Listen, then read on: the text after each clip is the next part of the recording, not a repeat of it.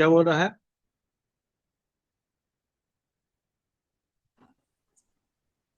A man rose a boat, ठीक है, with a speed of 18 kilometre per hour in the north west direction.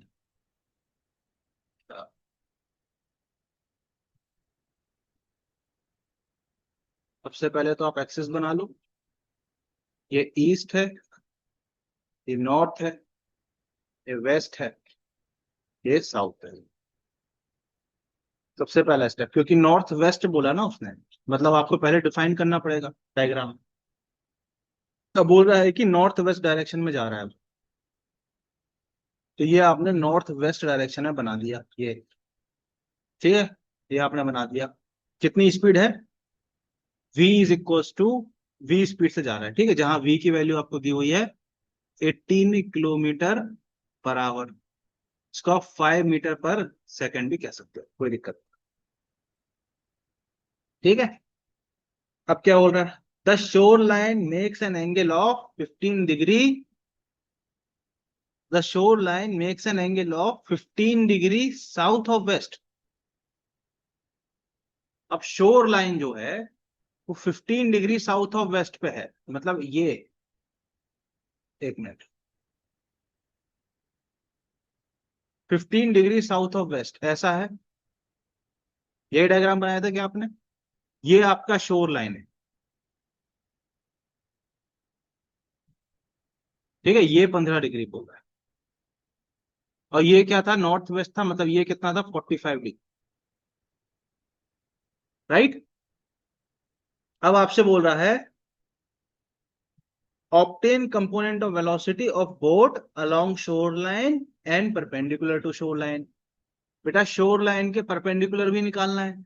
इस shore line के perpendicular आप एक ऐसे ड्रॉ कर दोगे, तो ये जो आपका एक्सिस है, ये जो आपका एक्सिस है, इसको हम कुछ बोल देते हैं वाई, और इस एक्सिस को हम, शोर लाइन के अलोंग जो एक्सिस है, उसको हम बोल देते हैं एक्स।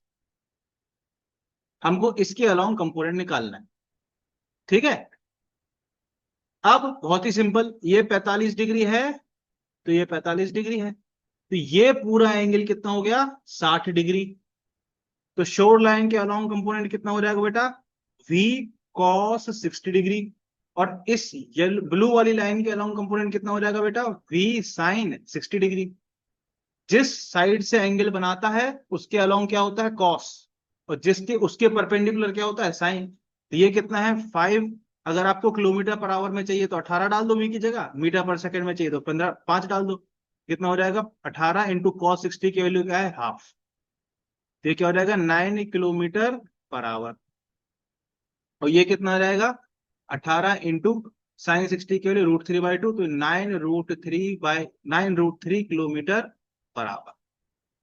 मीटर पर सेकंड में आंसर देना है तो 5 डाल दोगे, तो ये कितना आ जाएगा? 5/2 मीटर पर सेकंड। और यहाँ पे क्या रहेगा? 5√3/2 मीटर पर सेकंड। यही है क्या आंसर? बताओ। Yes sir. समझ आया क्या कर दिया मैंने? यस सर, डायग्राम में ही थोड़ी गलती हो रही थी। डायग्राम समझ आया? Yes sir. पक्का? दिल रखने के लिए तो नहीं कह रही हो? दिल रख नहीं लेते सर। हैं, नहीं तो ये रोएंगे। हाँ, नो सर। पक्का? यस यही सर। है, यही है आंसर?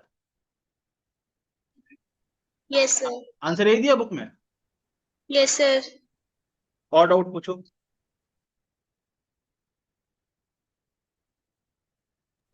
सर अगर मतलब ट्रायंगल लो और पैरेललोग्राम लो, दोनों याद रखने हैं या एक से काम चल जाएगा? दोनों सेम ही तो है, सिखाया तो मैंने, दोनों सेम है। दोनों में फर्क क्या सर है? एक बार बता देंगे थोड़ा सा? क्या? ट्रायंगल लो। ट्राइंगल अभी तो बताया वेक्टर्स पढ़ाने में, अभी क्या बताना है उसमें, बताओ।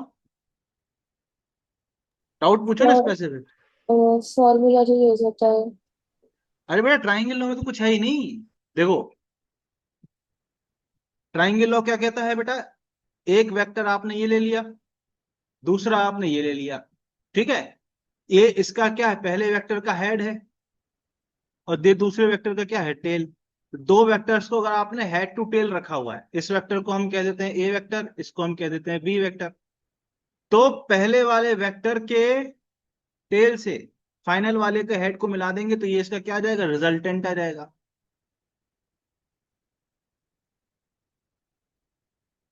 ये ट्राइंगल लॉ।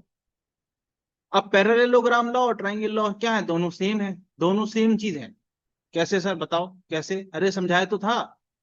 देखो, ट्राइंगल की इस पैरेललोग्राम की एक साइड को अगर हम ए वेक्टर बोल दें और दूसरी साइड को अगर हम बी वेक्टर बोल दें, तो इसकी जो डायगोनल है वो रिजल्टेंट हो जाएगी, मतलब ए प्लस बी हो जाएगी। यही तो था पैरेललोग्राम लॉ, यही था कि नहीं बताओ। यस बोलो, सर।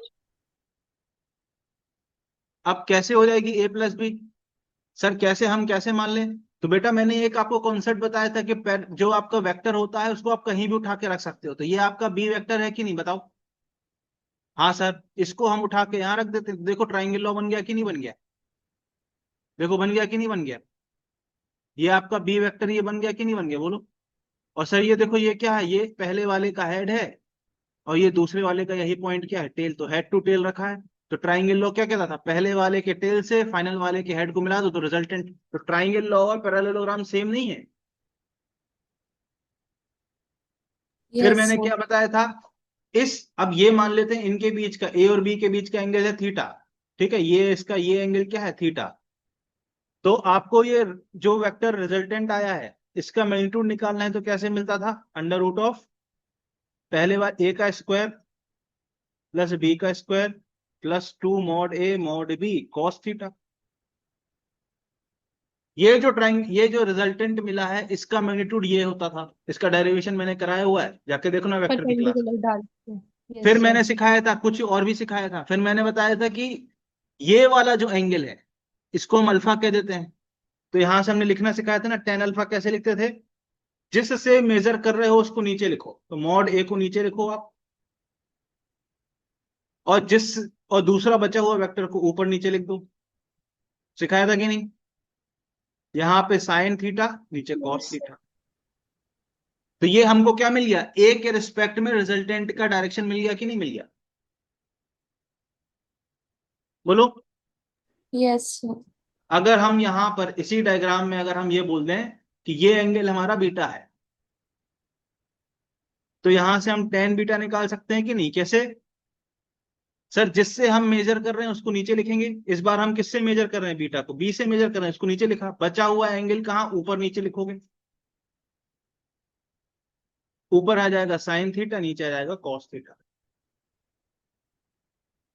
तो ये हमने एंगल किसके रिस्पेक्ट में बता दिया, विथ रिस्पेक्ट टू बी। और ये एंगल हमने किसके रिस्पेक्ट में बता दिया, with respect to a vector. बस यही है ट्राइंगल लॉ। तो ट्राइंगल लॉ और पैरेललोग्राम लॉ दोनों क्या है, सेम है। सेम है। देखो डायग्राम में, ट्राइंगल लॉ पैरेललोग्राम लॉ में इस वेक्टर को उठा के यहां रख दो, ट्राइंगल बन जाएगा। और ट्राइंगल लॉ में, आप ट्राइंगल लॉ में इस वेक्टर को उठा के यहां रख दो, पैरेललोग्राम बन जाएगा। Yes sir. ये देखो, ये उठा के मैंने यहां रख दिया वेक्टर को, तो देखो पैरेललोग्राम बन गया। इसको यहां रख दिया तो ट्राइंगल बन गया, बस खत्म। तो दोनों सेम है, अलग अलग नहीं है, सेम है। दोनों का फॉर्मूला भी सेम है, ये फॉर्मूला ट्राइंगल लॉ के लिए भी वैलिड है, पैरेललोग्राम लॉ के लिए भी वैलिड। मतलब ये मत बोलना कि सर ये फॉर्मूला सिर्फ पैरेललोग्राम के लिए सिर्फ नहीं, नहीं ट्राइंगल के लिए नहीं। वैलिड है। Yes sir. ये जो रिजल्टेंट वेक्टर मिला है आर, इसका मैग्नीट्यूड भी इसी फॉर्मूले से मिलेगा। ये जो एंगल अल्फा है, यही तो एंगल अल्फा है, ये अल्फा एंगल इस फॉर्मूले से मिलेगा यहां से, समझ गए। सर प्रोजेक्टाइल मोशन तो वो वाला नहीं हुआ, क्या प्रोजेक्टाइल मोशन। बेटा, वो काइनेमेटिक्स में है, अभी हम लोग यूनिट डायमेंशन शुरू करने वाले हैं ना आज, इसके बाद है वो चैप्टर। सर ये बुक में इसी चैप्टर में दिया हुआ है, किसमें दिया हुआ है, इसी चैप्टर में वेक्टर वाले में। यूनिट डायमेंशन वाले में, वो नो सर। यूज होता है। वेक्टर वाले में दिया हुआ है। Yes sir. नहीं नहीं, वो काइनेमेटिक्स का पार्ट है बेटा, काइनेमेटिक्स में पढ़ते हैं, पता नहीं कौन सी बुक देख रहे हो आप। सो हम्म। क्रॉस प्रोडक्ट और डॉट प्रोडक्ट का डिफरेंस क्या है? पिछली क्लास में पढ़ाया तो बेटा। सर बस एक बार बता दीजिए डिफरेंस बस। बेटा डॉट प्रोडक्ट जो होता है उससे हमको आउटपुट क्या मिलता है, स्केलर मिलता है। ठीक है, डॉट प्रोडक्ट को कैसे लिखते हैं, A vector dot B vector. इसका वैल्यू कितना आता है, mod A mod B cos theta. Cos theta. ठीक है, और जो क्रॉस प्रोडक्ट होता है इसका जो आउटपुट होता है वो वेक्टर होता है। तो आप एक ए वेक्टर क्रॉस बी वेक्टर करोगे, आपको आउटपुट में एक नया वेक्टर मिलेगा, सी वेक्टर। इसका मैग्नीट्यूड क्या हो जाएगा, ए क्रॉस बी का मैग्नीट्यूड क्या हो जाएगा, सही ये हो जाएगा mod A mod B sine theta C cap. Sine theta बस लिखेंगे, ठीक है। ये इसका मैग्नीट्यूड आ गया क्रॉस प्रोडक्ट का। ये किसका है, ये डॉट प्रोडक्ट। सर दोनों का यूज कहाँ आता है? बेटा अलग अलग फिजिकल क्वांटिटी अलग अलग चीजों को फॉलो करती है। जैसे एग्जांपल कैसे समझाता हूं, एग्जांपल देता हूं। जैसे आपको वर्क डन निकालना है तो वर्क डन फॉलो करता है डॉट प्रोडक्ट को। ठीक है, तो वर्क डन क्या होता है, F dot S, force dot displacement. तो आपको फोर्स का वेक्टर पता है, डिस्प्लेसमेंट का वेक्टर पता है, दोनों का डॉट प्रोडक्ट निकाल दोगे तो वर्क डन मिल जाएगा। ठीक है, वेयर एज जो force due to magnetic field वो क्या होता है, Q into V cross B. अब force due to magnetic field जब आपको निकालना है तो वो क्रॉस प्रोडक्ट को फॉलो करता है। तो अलग अलग फिजिकल क्वांटिटी जो हम फिजिक्स में पढ़ते हैं वो अलग अलग चीजों को फॉलो करती है।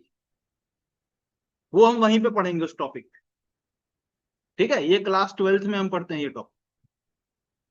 तो कुछ क्वांटिटीज डॉट प्रोडक्ट को फॉलो करती हैं, कुछ क्वांटिटीज क्रॉस प्रोडक्ट को फॉलो करती हैं, तो वहां यूज आता है। समझे।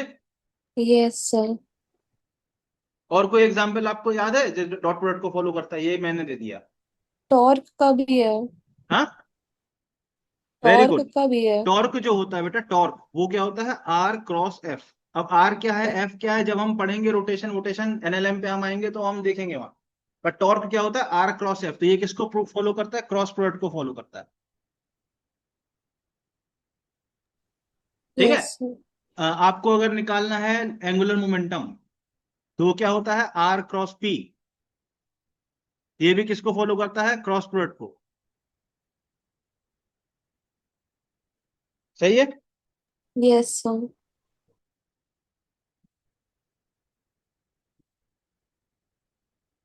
बोलो भाई। Yes sir. तो इनका यूज कहाँ होता है फिजिक्स में, अलग अलग क्वांटिटीज अलग अलग तरीके से अलग अलग चीजों को फॉलो करती हैं। ठीक है, तो जब हम उस टॉपिक को पढ़ेंगे तो वहां पे हम पढ़ेंगे उसको कि भाई किस चीज की क्या डेफिनेशन है, किस चीज को कैसे डिफाइन किया गया है। ठीक है। Yes sir. हाँ, तो वहां यूज आएगा, तो आपको क्रॉस प्रोडक्ट का मतलब पता होना चाहिए इसलिए। ठीक है, चलो स्टार्ट करें। Yes sir. अब नेक्स्ट, अब जो फिजिकल क्वांटिटीज हमारे पास होती है बेटा, हम किससे डील करते हैं, फिजिकल क्वांटिटीज से। ठीक है, फिजिकल क्वांटिटीज दो टाइप की होती बेटा। वो प्रोजेक्टाइल मोशन जो है वो काइनेमेटिक्स का पार्ट है। ठीक है, नेक्स्ट चैप्टर में पढ़ेंगे प्रोजेक्टाइल। अब फिजिकल क्वांटिटीज दो टाइप की होती हैं, या हम उनको दो टाइप में डिवाइड करते हैं। एक है वेक फंडामेंटल फिजिकल क्वांटिटी। ठीक है, और एक है derived physical quantity, derived quantity. ठीक है, एक है फंडामेंटल क्वांटिटी, एक है डिराइव्ड क्वांटिटी। ठीक है, क्यू यू, राइट।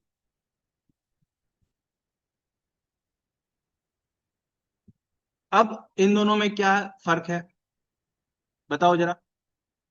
बताओ अनुष्का, क्या फर्क है, स्कूल में पढ़ चुके हो ना आप। Yes sir. क्या फर्क है दोनों में, बताओ। सर फंडामेंटल इंडिपेंडेंट होती है और डेराइव्ड हाँ क्वांटिटी वो होती है जो ये मतलब किसी के मल्टीप्लिकेशन से बनती है तो हाँ ये वैसे। इंडिपेंडेंट ऑफ अदर क्वांटिटीज है। ठीक है, मतलब बेसिकली नेचर में हमको बाकी चीजों को डिफाइन करने के लिए कुछ क्वांटिटी को डिफाइन करना था एज फंडामेंटल, जो किसी पे डिपेंडेंट नहीं। तो ये हमने कुछ क्वांटिटी ऐसी उठाई जो किसी और पे डिपेंडेंट ना हो, या हमने उनको किसी और पे डिपेंडेंट नहीं रखा है। ठीक है, ये किसी और पे डिपेंडेंट नहीं होती, इंडिपेंडेंट है। ठीक है, ये एब्सोल्यूट भी कहते हैं, एब्सोल्यूट है। राइट। डिराइव्ड क्वांटिटी क्या है? जो फंडामेंटल क्वांटिटी पे डिपेंडेंट है। ठीक है,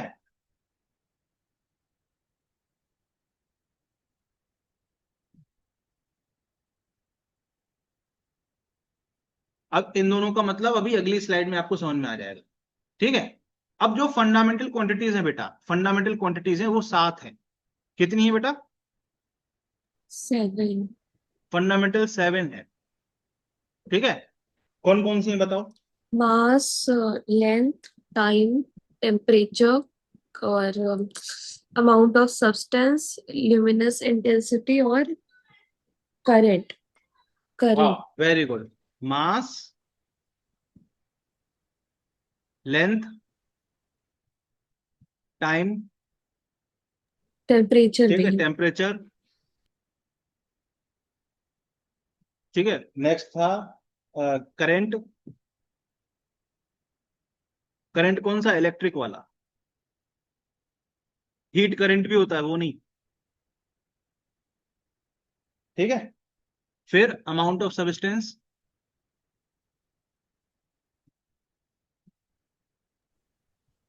फिर फाइनली क्या था? luminous luminous luminous intensity.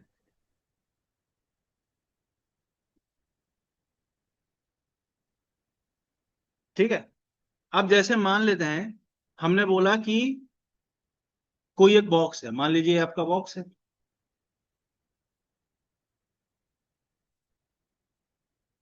इस बॉक्स का मास है, सपोज हमने बोला 5 kg।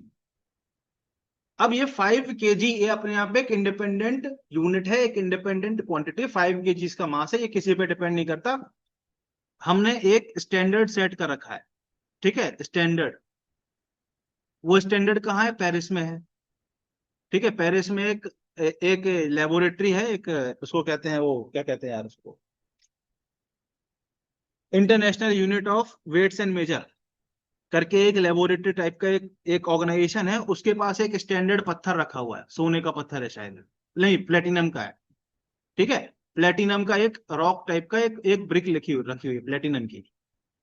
उस प्लेटिनम का स्टैंडर्ड हमने सेट कर दिया, ये प्लेटिनम 1 kg के। उसके रिस्पेक्ट में बाकी हम मासेस को डिफाइन कर देते हैं। तो ये क्या हो गई? फंडामेंटल क्वांटिटी हो गई, ये किसी और दूसरी क्वांटिटी पर डिपेंडेंट नहीं है। ये बात समझ में आई?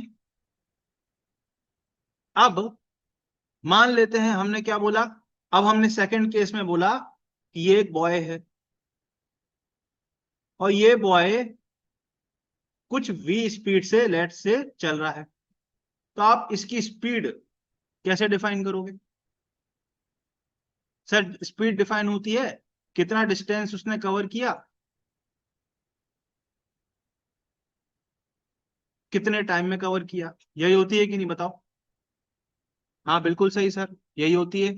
सर आप देख रहे हो ना, यहाँ पे जो स्पीड है वो दो चीजों पे डिपेंडेंट है, डिस्टेंस पे और टाइम पे। दिख रहा है कि नहीं? डिपेंडेंट है दो चीजों पे। तो स्पीड क्या हो गई? डिराइव्ड क्वांटिटी हो गई।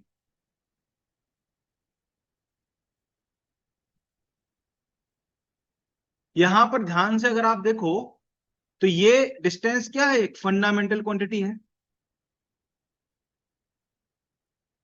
टाइम क्या है? एक फंडामेंटल क्वांटिटी है। पर इन दोनों फंडामेंटल क्वांटिटी पे स्पीड क्या है? डिपेंडेंट है। अब आपको समझ में आ गया दोनों का मतलब? बोलो, ये क्या है? Fundamental quantity. ये किसी दूसरी क्वांटिटी पे डिपेंडेंट नहीं है मास, उसको मास इज 5 kg, खत्म बात। टाइम इज 2 सेकेंड, खत्म बात। पर स्पीड आप क्या बोलोगे, डिस्टेंस अपॉन टाइम। तो ये डिस्टेंस पे डिपेंडेंट है और टाइम पे डिपेंडेंट है। एक और एग्जांपल देते हैं, अभी आप आगे पढ़ोगे, अभी आपने शायद नहीं पढ़ा है मोमेंटम। ठीक है, अब मान लेते हैं मोमेंटम का सिंबल होता है पी, तो पी क्या होता है, एम इंटू वी के बराबर होता है। अब यहां से आप देखो मास, वी को आप क्या लिखोगे, वी होती है स्पीड, वेलोसिटी, वो होती है डिस्प्लेसमेंट अपॉन टाइम। तो मोमेंटम देखो तीन फंडामेंटल क्वांटिटी पे डिपेंडेंट है। एक फंडामेंटल क्वांटिटी मास है, दूसरा फंडामेंटल क्वांटिटी डिस्प्लेसमेंट है, तीसरा फंडामेंटल क्वांटिटी टाइम है। तो मोमेंटम इन तीनों पे क्या है, ये भी एक फंडामेंटल क्वांटिटी है, ये भी एक फंडामेंटल है, ये भी एक फंडामेंटल, तीन फंडामेंटल क्वांटिटी पे डिपेंड कर रहा है मोमेंटम। तो ये क्या हो गई, डिपेंडेंट क्वांटिटी या डिराइव्ड क्वांटिटी हो गई कि नहीं, क्योंकि ये इन तीनों चीजों पे क्या कर रहा है, डिपेंड कर रहा है।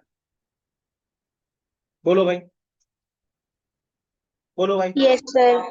हाँ, यस सर। पक्का समझ में आया। Yes sir. जैसे एक और एग्जांपल देता हूं, चलो एक और एग्जांपल देता हूं। ठीक है, जैसे आप लिखोगे, अभी आपने पढ़ा होगा फोर्स इज इक्वल्स टू, आप क्या बोलोगे, एम इंटू ए। इसको आप कैसे लिखोगे, एम इंटू एक्सेलरेशन क्या होता है, लेंथ या डिस्प्लेसमेंट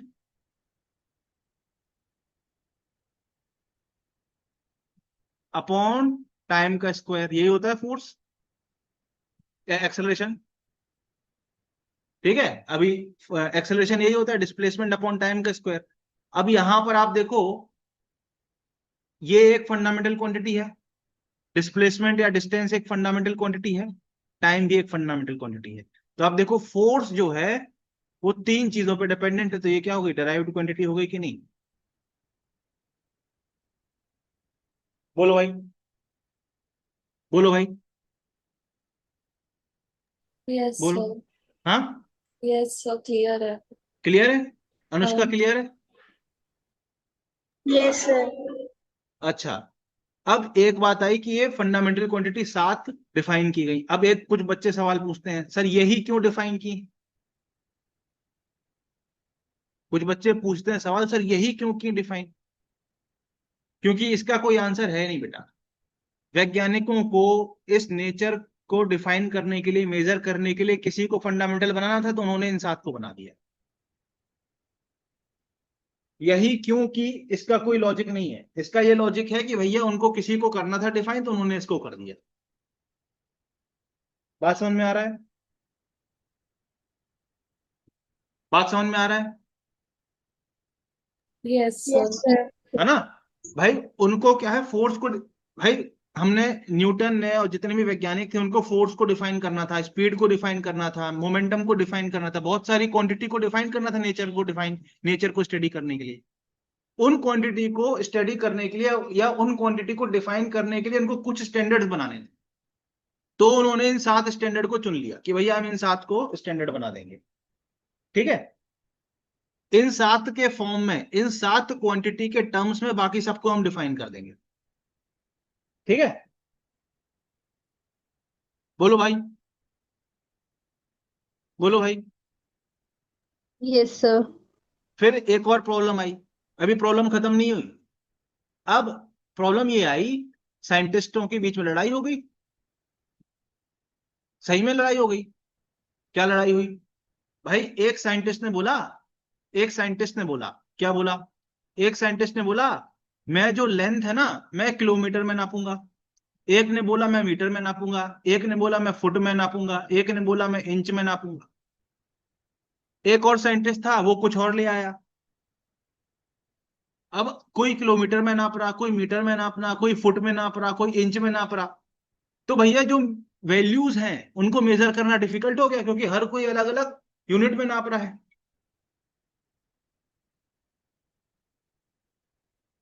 तो ये एक प्रॉब्लम आ गई।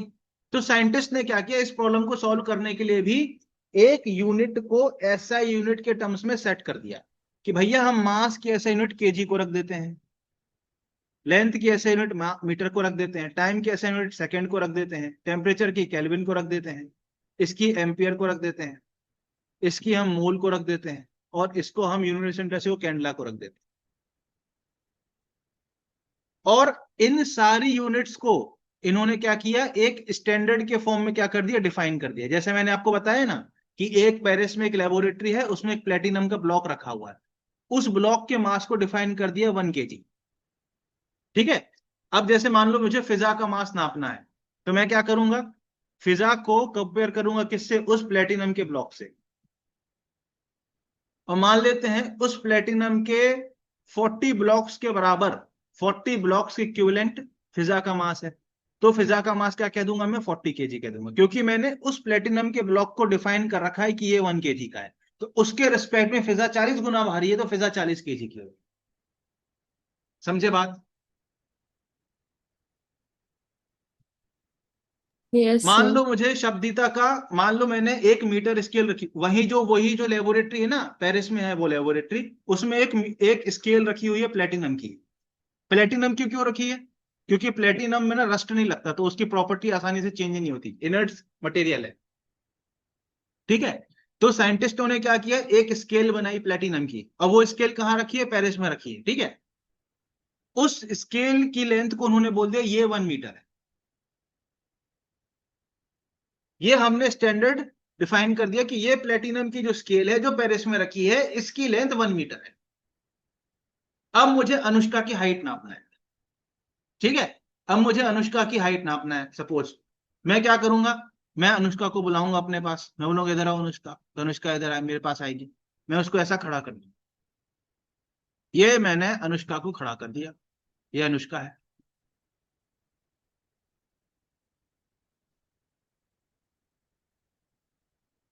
ये अनुष्का है। ठीक है। अब मैं क्या करूंगा, इस मीटर स्केल से अनुष्का को नापूंगा कि भाई इस मीटर स्केल से अनुष्का कितनी है। तो मान लेते हैं, मैं अज्यूम कर लेता हूं कि एक पूरी स्केल और एक आधी स्केल के बराबर अनुष्का है, ये 1 स्केल और ये हाफ स्केल के बराबर अनुष्का है। तो मैं क्या कह दूंगा, एक स्केल का मतलब है 1 मीटर, तो 1.5 स्केल का मतलब मैं क्या कह दूंगा, अनुष्का की हाइट कितनी है, 1.5 मीटर। बात समझे कि नहीं समझे? इतनी लंबी हाइट किसी की होती नहीं है 1.5 मीटर की, बस मैं एग्जाम्पल समझाने के लिए बता रहा हूं। बात समझे कि नहीं समझे, कि इस स्केल के रिस्पेक्ट में मैं अनुष्का की हाइट देखूंगा कि इस स्केल के रिस्पेक्ट में अनुष्का की हाइट कितनी है। तो मैं अनुष्का की हाइट पे डिफाइन कर दूंगा कि भैया अगर 1.5 स्केल के बराबर है अनुष्का की हाइट, तो 1.5 मीटर हो गई। अगर 2 स्केल के बराबर होती तो हम बोल देते 2 मीटर हो गई। समझे कि नहीं? Yes sir. आप समझ गए कि हमने एक स्केल बनाई, हमने मतलब वैज्ञानिकों ने एक स्केल बनाई, प्लेटिनम की बनाई, उस स्केल को रख दिया है पेरिस में, और उस स्केल को बोल दिया भैया ये जो लेंथ है ना, इसको हम बोल देते हैं 1 मीटर। तो इसके रिस्पेक्ट में सारी लेंथ हम नापेंगे। समझ गए? समझ गए कि नहीं? बोलो, बोलो। Yes yes sir. सर। हाँ। तो यस सर। इस तरीके से इन सारी क्वांटिटी की डेफिनेशन जो है ना, वो आपको किताब में मिल जाएगी कि मीट मास का मतलब क्या है। तो आप बुक्स में आप देखोगे तो डेफिनेशन लिखी, तो उसको आप पढ़ोगे तो उसमें लैंग्वेज में यही चीज सिखाई गई, समझाई है कि एक प्लेटिनम का एक एक छोटा सा टुकड़ा है, उसको वो पेरिस में रखा हुआ है, उसका मास 1 kg कहते हैं। उसके रिस्पेक्ट में हम सबको नापते हैं। ठीक है। एक प्लेटिनम की स्केल है जो पेरिस में रखी हुई है, उसका लेंथ है 1 मीटर। तो उसके रेस्पेक्ट में मैं किसी भी लेंथ को नाप सकता हूं, किसी किसी व्यक्ति की हाइट को नाप सकता हूं, या कोई दूरी नाप सकता हूं।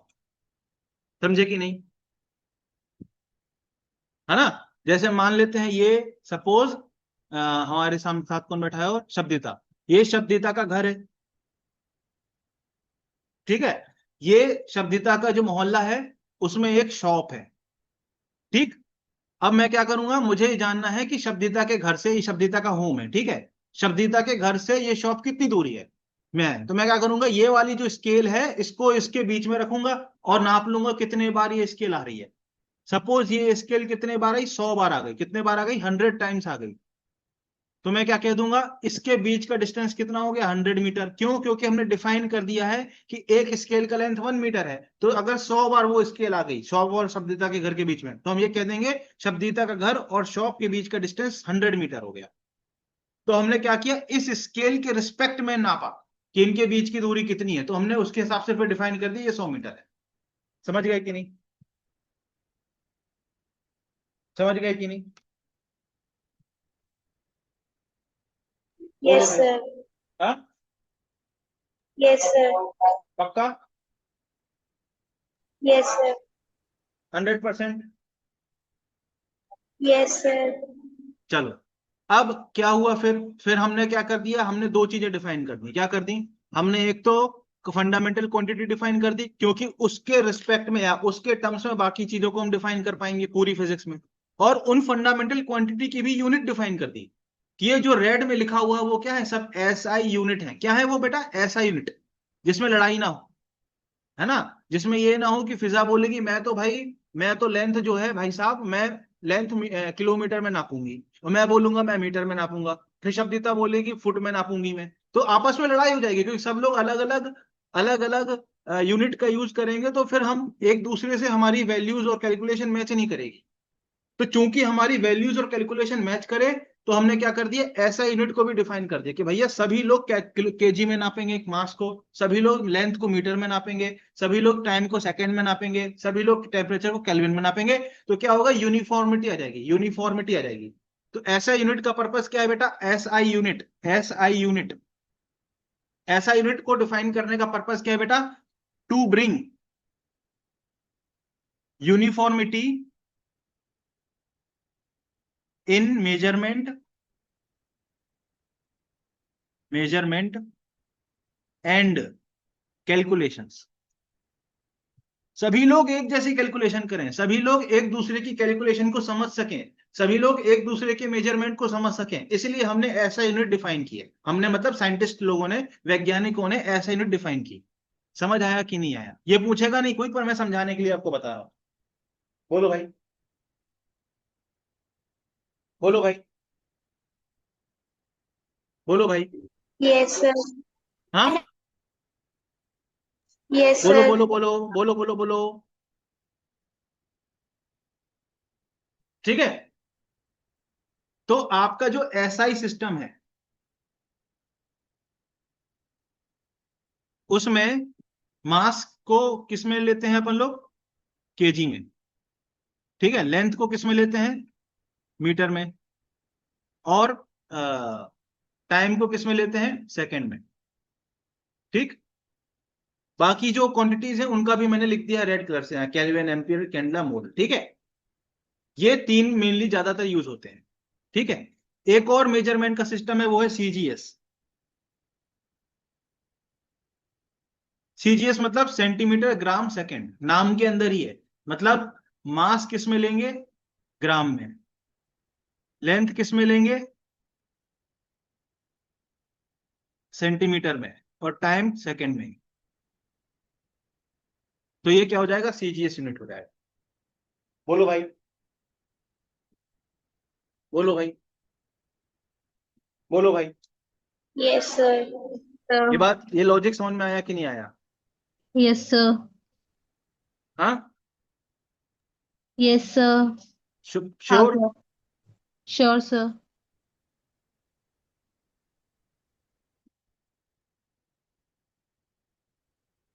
ठीक है,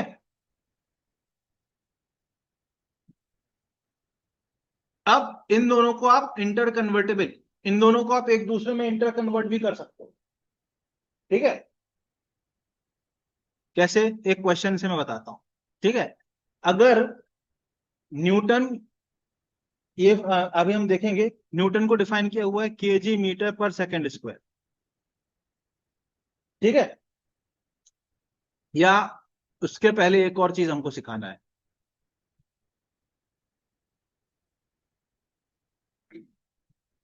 जब भी हम किसी भी फिजिकल क्वांटिटी को मेजर करते हैं, किसी भी क्वांटिटी को हम मेजर करते हैं, जैसे हमने मास को मेजर किया, तो मास को जब आप मेजर करोगे तो कैसे बोलोगे? मान लीजिए कोई चीज है 1 केजी की, तो आप बोलोगे 1 केजी, राइट? अब यहां पे 1 क्या है बेटा? 1 क्या है? इसका मेजर्ड वैल्यू है। ठीक है, इसको हम एन से दिखाते हैं। और केजी क्या है? उसकी यूनिट है। इसको हम कैसा लिख सकते हैं? 1000 ग्राम भी तो लिख सकते हैं। बोलो भाई, 1000 ग्राम भी तो लिख सकते हैं। यहां पे 1000 क्या है, ये मेजर्ड वैल्यू है n, इसको N1 U1 कह दो, ये N2 है, और ये क्या है, यूनिट 2 है, दूसरी यूनिट।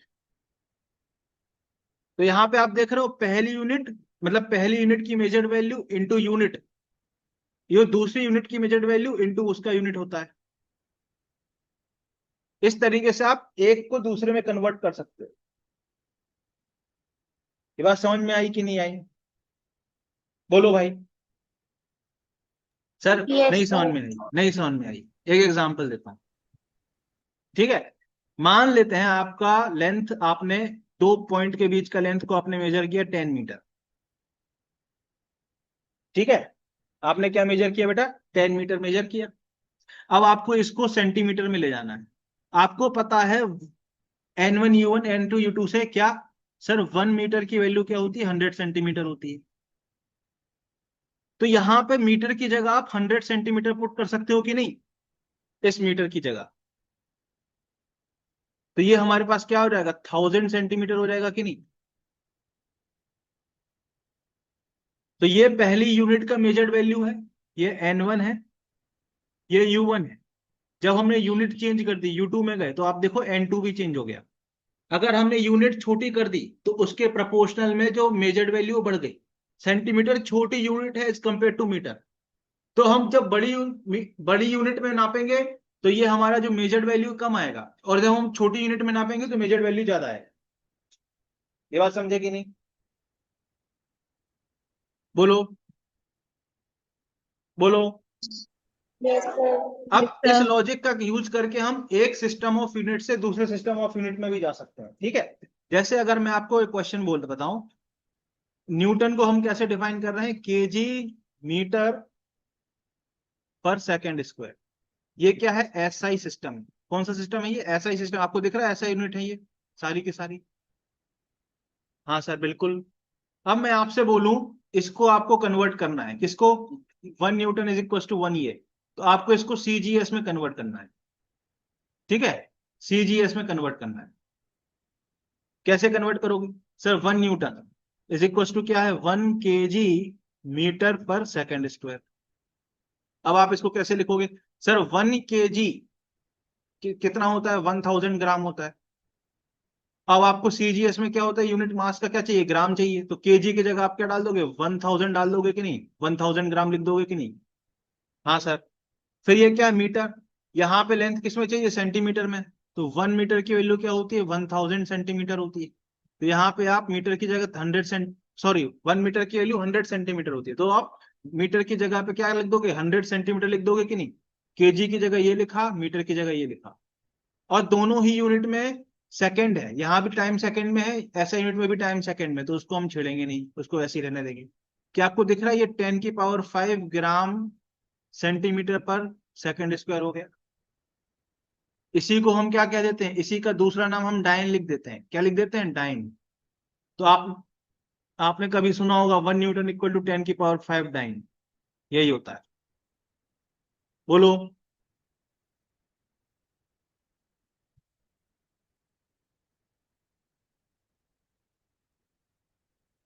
बताओ। Yes sir. हाँ यस सर। बोलो, समझ में आया। हाँ, यस सर। अगर समझ में हाँ आया है तो बिल्कुल। एक क्वेश्चन करके बताओ, ठीक है। 90 किलोमीटर पर आवर, ये किस में है, ऐसा यूनिट नहीं, ऐसा यूनिट नहीं है ये 90 किलोमीटर पर आवर, ठीक। इसको आपको कन्वर्ट करना है किस में, ऐसा यूनिट में और सीजीएस यूनिट में। करके दिखाओ।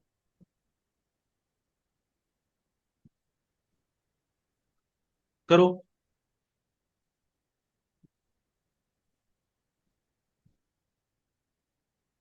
एसआई और सीजीएस दोनों में लेके आओ।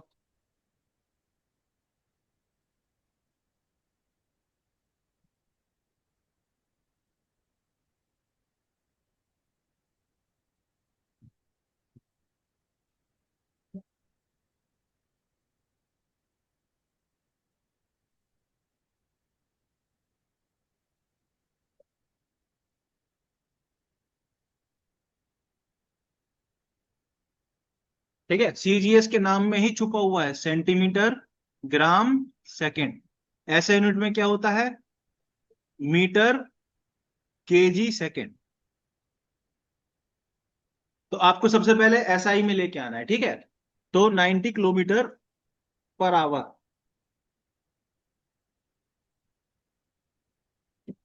90 तो बाहर है। अब किलोमीटर को हमको किस में लाना है, एसआई के लिए मीटर में लाना है, ठीक है। तो 1 किलोमीटर इक्वल टू क्या होता है, 1000 मीटर। तो किलोमीटर की जगह हमने 1000 डाल दिया। टाइम किस में चाहिए, सेकंड में। तो 1 आवर में 60 मिनट होते हैं और 1 मिनट में 60 सेकंड होते हैं। तो ये हमको क्या मिल गया, देखो जरा कटिंग पिटिंग कर दो, ठीक है।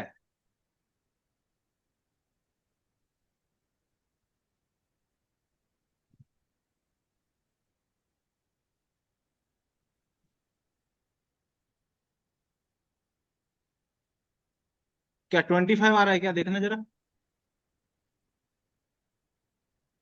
यही आ रहा है क्या।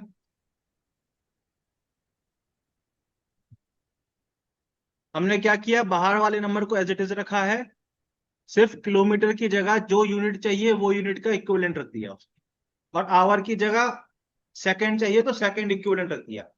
1 आवर में क्या होता है, 60 मिनट होते हैं, और 1 मिनट में 60 सेकंड होते हैं। तो यहां से हम लिख सकते हैं 1 आवर में 60 × 60 सेकंड होते हैं, मतलब 3600 सेकंड होते हैं। यही चीज हमने यहाँ पुट इन की। सर डायरेक्ट 5/18 से भी मल्टीप्लाई कर सकते थे। हाँ हाँ कर सकते हैं, अभी मैं आपको सिखा रहा हूँ कन्वर्ट करना। एक्चुअल में यही वैल्यू है 5/18। इसको कैलकुलेट करोगे ना तो यही 5/18 आएगा बेटा, दिस इज 5/18, इसलिए 5/18 से मल्टीप्लाई करते हैं, ठीक है, समझे। अब आपसे कोई बोले इसको सीजीएस में लेके आओ, तो 90 किलोमीटर पर आवर। अब सीजीएस में लाना है, सीजीएस में हमें सेंटीमीटर चाहिए, ओके। 1 किलोमीटर में 1000 मीटर होते हैं, और 1 मीटर में 100 सेंटीमीटर होता है। तो 1 किलोमीटर में दिस इंटू दिस 10 की पावर 5 सेंटीमीटर होगा कि नहीं। तो किलोमीटर की जगह क्या, 90 तो एज इट इज रहेगा, तो न्यूमेरिकल वैल्यू है। किलोमीटर को सेंटीमीटर में लेके आएंगे तो 10 की पावर 5 सेंटीमीटर लिखना पड़ेगा कि नहीं, बताओ। और टाइम किसमें चाहिए, सेकंड में। तो ये तो हमको 3600 सेकंड। बोलो भाई, ये कितना आ जाएगा, 1/40 इंटू 10 की पावर 5 सेंटीमीटर पर सेकंड। जो भी होगा कट्टिस पिट्टिस कर लेना। समझ आया कि नहीं आया। एक यूनिट को दूसरे यूनिट में कन्वर्ट कर सकते हैं। अब नेटवर्क यार थोड़ा सा। यहाँ सॉरी देखो, ब्रो, यहाँ पे यूनिट छोटी हो गई, यहाँ पे ओके। यूनिट यूनिट छोटी हो गई तो न्यूमेरिकल वैल्यू बढ़ गई। किलोमीटर पर आवर बड़ी यूनिट है, सेंटीमीटर पर सेकंड छोटी यूनिट है, यूनिट छोटी कर दी तो न्यूमेरिकल वैल्यू बढ़ गई। देख रहे हो आप, समझ आया कि नहीं आया, बताओ। Yes sir. पक्का। Yes sir. चलो, अब हम बात करेंगे किसकी, डायमेंशंस की। ठीक है, जो मेन हमारा टॉपिक है इस चैप्टर में, जो इस पे सवाल आता है एग्जाम में, डायमेंशंस, ठीक है।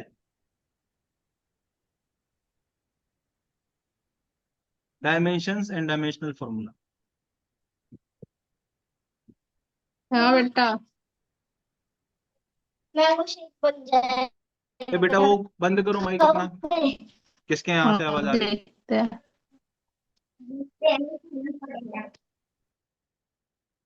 तो हमने अभी आपको क्या बताया था, फंडामेंटल क्वांटिटी के टर्म्स में सब कुछ डिफाइन करते भाई, हाँ या ना बोलते जाना भाई, है ना, फिजा शब्द था तो कुछ, है ना। Yes. फंडामेंटल क्वांटिटीज कितनी होती हैं, 7 होती हैं, ठीक है।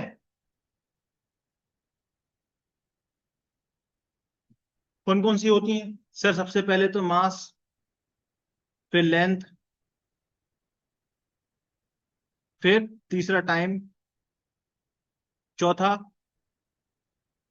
टेम्परेचर, पांचवा ल्यूमिनस इंटेंसिटी,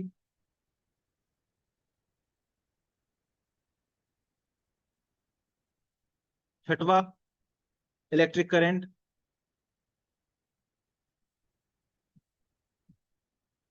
सातवां अमाउंट ऑफ सब्सटेंस,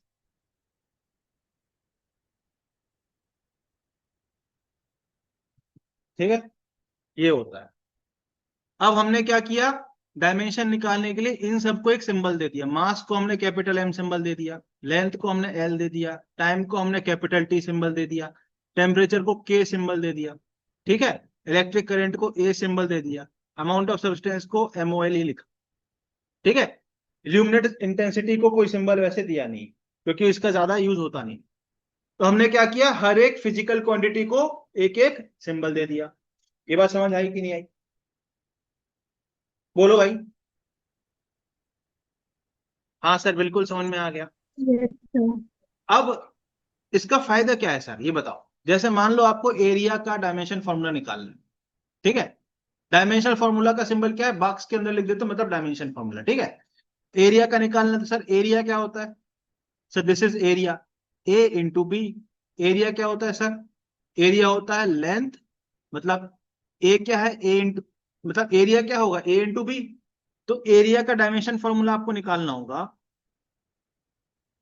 तो ए क्या है, लेंथ है, तो लेंथ का सिंबल एल है। बी का, बी भी एक लेंथ है, इसका सिंबल भी एल है, तो एल एल इंटू एल क्या हो जाएगा, एल स्क्वायर हो जाएगा कि नहीं, बोलो। एरिया का डायमेंशन फॉर्मूला एल स्क्वायर बन गया।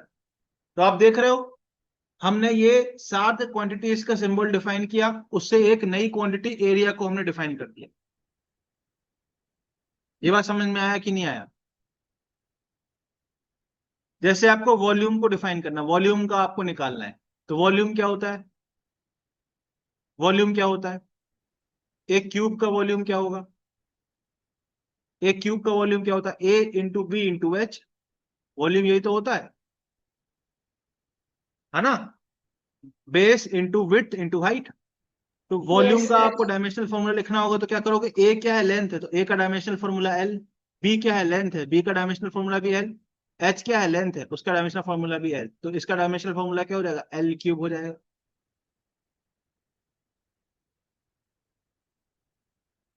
तो वॉल्यूम एक डेराइव्ड क्वांटिटी है, वो लेंथ पे एल क्यूब के फॉर्म में डिपेंड करती है। समझ में आया कि नहीं आया? अच्छा, फिर कोई बोले, थर्ड क्या, तीसरा, एक और एग्जांपल देता हूं। कोई बोले डेंसिटी का बताओ, किसी भी क्वांटिटी का निकाल सकते हो। डेंसिटी क्या होती है sir, mass upon volume. Sir mass का डायमेंशनल फॉर्मूला तो आपने बताया, मास का हम कैसे लिखते हैं, एम से लिखते हैं। वॉल्यूम का भी निकाल लिया, एल क्यूब। तो डेंसिटी का क्या बन जाएगा, एम, इसको ऊपर ले जाओ, -3। आपको ये बात मालूम है ना, अगर आप x अपॉन वाई लिखी हो तो y को ऊपर लिख जाओगे तो ये क्या बन जाएगा, एक्स वाई -1। अगर आपने x अपॉन वाई स्क्वायर लिखा है तो y को ऊपर ले जाओगे तो क्या बन जाएगा, x अपॉन वाई -2। ये सब लिख, ये सब पता है ना, बेसिक मैथ्स है ये सब, मैं बता चुका हूं ऑलरेडी। बोलो। साथ ही साथ अगर आपको x की पावर a इंटू एक्स की पावर b लिखा है, अगर बेस सेम है तो पावर ऐड हो जाती है, तो x की पावर a प्लस b हो जाता है। मालूम है कि नहीं है, x की पावर a अपॉन एक्स की पावर बी लिखा है। अगर डिवाइड कर रहे हो बेस से में तो पावर क्या हो जाती है, माइनस हो जाती है। ये सब मालूम है कि नहीं, बोलो। ये सब भी यहां यूज होगा, बोलो भाई। Yes sir. ठीक है। अब आपसे कोई बोले वेलोसिटी का बताना, वेलोसिटी या स्पीड का डायमेंशन फॉर्मूला बताओ। अब निकालना चालू कर दो बेटा, निकालना सिखा रहा हूं डायमेंशनल फॉर्मूला। डायमेंशनल फॉर्मूला की लिस्ट आपकी किताब में होगी, वो रटी नहीं जाती, वो कोई कोई भी इंसान रट नहीं सकता। कोई बच्चा हो सकता है जिसकी मेमोरी बहुत शार्प हो, तो हो सकता है उसको याद हो जाए डायमेंशनल फॉर्मूला की लिस्ट। अदरवाइज एक नॉर्मल इंसान डायमेंशनल फॉर्मूला की लिस्ट रट नहीं सकता। तो मैं आपको डायमेंशनल फॉर्मूला निकालना सिखा रहा हूं, ठीक है। वेलोसिटी या स्पीड क्या होता है, डिस्टेंस, या आप डिस्प्लेसमेंट ले लो, अपॉन टाइम। सर डिस्टेंस या डिस्प्लेसमेंट क्या होता है, लेंथ होता है, और टाइम क्या है, तो टी है। इसको हम एल टी -1 लिख सकते हैं कि नहीं, बोलो। बोलो भाई। Yes, sir. फिफ्थ, एक्सेलरेशन का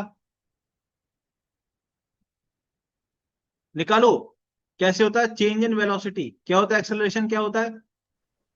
L change upon in velocity. velocity upon time. हाँ, चेंज वेलोसिटी अपॉन टाइम नहीं, change in velocity upon time. तो जो वेलोसिटी की डायमेंशन होगी वही चेंज इन वेलोसिटी की डायमेंशन होगी। तो L change in, upon T2. हाँ, अपॉन टी, टाइम का टी। ये क्या हो जाएगा? L upon T minus to. ये -1 और ये -1 जुड़ गया, यही मैंने इसलिए ये वाली चीज बताई आप। ये समझ में आ रहा है कि अनुष्का को? बोलो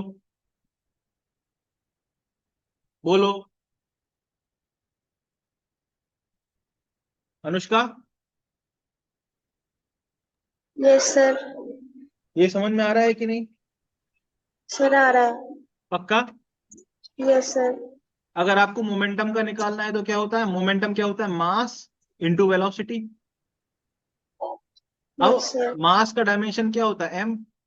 वेलोसिटी का क्या होता है? LT-1। अभी निकाला, ये देखो यहां से यहां पुट कर दिया। तो मोमेंटम क्या हो जाएगा? MLT-1 हो जाएगा कि नहीं? बोलो। Yes, sir.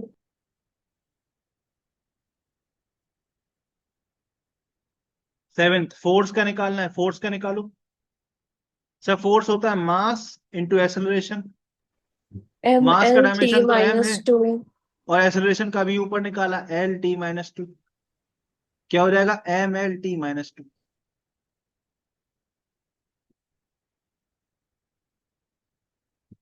ठीक है। एट्थ, वर्क डन का निकालो, या एनर्जी, वर्क डन निकालो, चलो। अच्छा, अगर किसी MLT क्वांटिटी का minus एक 1. से अधिक फॉर्मूला है तो सारे फॉर्मूले से डायमेंशन सेम आएगी। ठीक है। वर्क डन का क्या होगा? सब वर्क डन का क्या होगा? F इंटू एस होता है, force into displacement. This force का क्या है? MLT-2। डिस्प्लेसमेंट का क्या है? L। डिस्प्लेसमेंट क्या है? लेंथ है तो उसका L। ML2 ML²T-2। ठीक है। नाइन्थ, एनर्जी का बताओ। सर एनर्जी इन दो तरीके से निकाल के देखें क्या? एक काइनेटिक वर्क एनर्जी से, एक अपॉन। पोटेंशियल एनर्जी से। मैंने आपको भी बताया कि एक से अधिक फॉर्मूला है तो आंसर सेम ही आएगा। काइनेटिक एनर्जी क्या होती है sir? Half ML2T M V minus square 2 ही होती है। आएगा. हाफ MV² होती है। हाफ तो कांस्टेंट है, तो कांस्टेंट का डायमेंशन M0 L0 T0 होता है। मास का M क्या है? मास है, उसका डायमेंशन होगा M। V क्या होता है बेटा? V स्पीड है, तो स्पीड का क्या होता है? LT-1 का स्क्वायर। तो क्या बन जाएगा? ML²T-2 बन गया। शब्द उसको, अनुष्का को समझ में आया? Yes sir. अच्छा, एनर्जी पोटेंशियल एनर्जी भी होती है, तो यहां से भी सेम आना चाहिए। पोटेंशियल एनर्जी क्या होती है? MGH। सर ये MGH कहां से पता चला? बेटा आप फ्यूचर में पढ़ोगे, मैं अभी आपको बता दे रहा हूँ, पोटेंशियल एनर्जी MGH होती है। ठीक है। आप वर्क एनर्जी थ्योरम वाले चैप्टर में पढ़ोगे, हालांकि आपने ये 10th में भी पढ़ा है, पर नहीं भी पढ़ा है तो वर्क एनर्जी में पढ़ाऊंगा। अभी के लिए मान लो, अगर आपको नहीं पता है तो पोटेंशियल एनर्जी क्या होती है? MGH होती है। अब मास का डायमेंशन क्या है? M है। जी क्या है? एक्सेलरेशन ड्यू टू ग्रेविटी है। ये तो आपने 10th में पढ़ा है, जी एक्सेलरेशन ड्यू टू ग्रेविटी। तो एक्सेलरेशन का क्या होता है? LT-2 होता है। और H क्या है? लेंथ है। देखो क्या आया? ML²T-2 ही आया कि नहीं आया? बोलो। दोनों सेम सेम आया कि नहीं? दोनों फॉर्मूले से सेम आया कि नहीं? बोलो। Yes sir. तो आप किसी भी फॉर्मूले से निकालो, सेम आएगा। ठीक है। एनर्जी का काइनेटिक एनर्जी के फॉर्मूले से निकालो या पोटेंशियल एनर्जी के फॉर्मूले से निकालो, सेम आएगा। और ये इंपॉर्टेंट पॉइंट क्या है? जो कांस्टेंट होता है उसका कोई डायमेंशन नहीं होता, मतलब M0 L0 T0 होता है। समझे कि नहीं? बोलो। अगर समझ में आ Yes, गया sir. है तो आप हमको प्रेशर का बताना जरा निकाल के।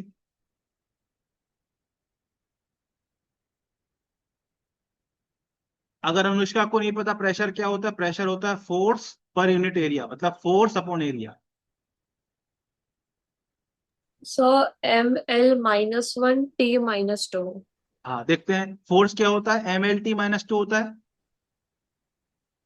एरिया नीचे क्या भी है? है. L²। तो ML-1 T-2। अनुष्का बन रहा है ये सब? Yes sir. पक्का 100%? Yes sir. थोड़ा भी दिक्कत आए तो बेटा पूछना। Okay sir. अनुष्का से इसलिए पूछ रहा हूं मैं क्योंकि वो 11th की बच्ची है। ठीक है, ये फिजा इसलिए जवाब दे रही है जल्दी जल्दी क्योंकि ये सब उसको आता है, मैं पढ़ा चुका हूँ उसको। ठीक है, फिजा हाँ ड्रॉपर है बेटा। ठीक है अनुष्का, ठीक है। यस सर, सारे तो ही ड्रॉपर है, मतलब यही छोटी है बस। हाँ, ये बहुत छोटी बच्ची है, अभी 11th में आई है। ठीक है, तो ये लोग जल्दी जल्दी हमको जवाब दे देंगे ना, तो ये मत सोचना हम पीछे रह गए या हमने जवाब नहीं दिया। आपको छोटे से, आपको अगर 1+1 भी नहीं समझ में आए ना, 1+1 2 कैसे हो गए, तो आप पूछ लेना। ठीक है, ठीक है अनुष्का। Okay sir. हाँ, ये बात ध्यान रखना बेटा, ये क्या है, ड्रॉपर बच्चे हैं, मैं इनको ऑलरेडी बहुत डिटेल में पढ़ा चुका हूँ, बस इनका रिवीजन हो रहा है ये। तो अभी ये लोग क्या है ना, कुछ कुछ टॉपिक में ना जल्दी जल्दी जवाब दे देंगे क्योंकि मैं सब पढ़ा चुका हूँ इनको। आपको अगर छोटे से छोटी भी चीज नहीं समझ में आए तो आप पूछना बेटा, इसलिए मैं बार बार आपसे पूछ रहा हूँ इसका समझ में आया कि नहीं आया। हाँ सर, उसके लिए न्यू होगा ना ये हाँ, सब। इसलिए मैं फिजा से क्यों नहीं पूछ रहा हूँ, क्योंकि मुझे मालूम है उसको सब आता है ये सब। ठीक है बेटा अनुष्का। Anushka, yes sir. अच्छा, अब अनुष्का हमको बताएगी, ठीक है फिजा। किसका बताएगी? ग्रेविटेशनल कांस्टेंट जी का फॉर्मूला मैं आपको बता देता हूँ, अनुष्का को फॉर्मूला नहीं पता होगा तो। जो ग्रेविटेशनल फोर्स होता है बेटा, वो होता है G m1 m2/r²। जहां पे m1 क्या है, पहला वाला मास m1 है, m2 दूसरा वाला मास है, और इनके बीच का डिस्टेंस क्या है, r।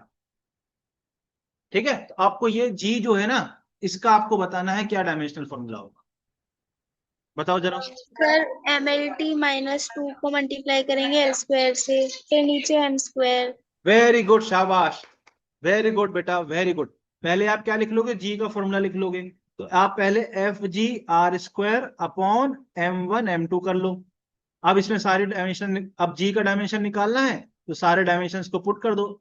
फोर्स का डायमेंशन क्या हो जाएगा, MLT-2। आर क्या है, डिस्टेंस है, तो ये क्या हो जाएगा, L² हो जाएगा। m1 m2 क्या है, मासेस है, तो इसका भी m, इसका भी m। तो हमारे पास फाइनल, अब देखो ये एक m से एक m कैंसिल कर दिया, तो हमको क्या मिल गया, m-1 L³ T-2। क्या यही आ रहा है? Yes sir. बोलो भाई, पक्का बेटा, बोलो, पक्का? Yes sir. अगर पक्का है तो आप हमको डायमेंशन बताओ, किसका, चार्ज का। चार्ज का डायमेंशन बताओ,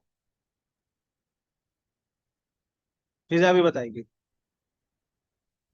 आप बता सकते हो चार्ज का डायमेंशन, क्योंकि आप 10th पास करके आए हो। कैसे बताएंगे, बोलो। Sir Q/T। Very good. Current आई, ये क्या होता है बेटा, चार्ज अपॉन टाइम। तो आपको चार्ज की वैल्यू क्या मिल जाएगी, I × T मिल जाएगी।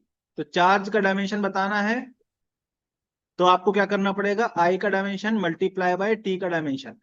करंट का डायमेंशन बेटा मैंने बताया, सिंबल अभी हमने दिया है पीछे। करंट को सिंबल दिया गया है कैपिटल A, तो इसको हम कैसा लिख देंगे, A × T। ये चार्ज का डायमेंशन हो गया, तो चार्ज का डायमेंशन क्या हो गया बेटा, A × T हो गया।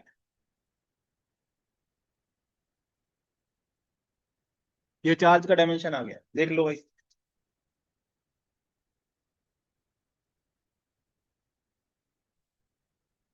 समझ आई ये बात, यस समझ आई? सर। अच्छा, समझ आ गई है तो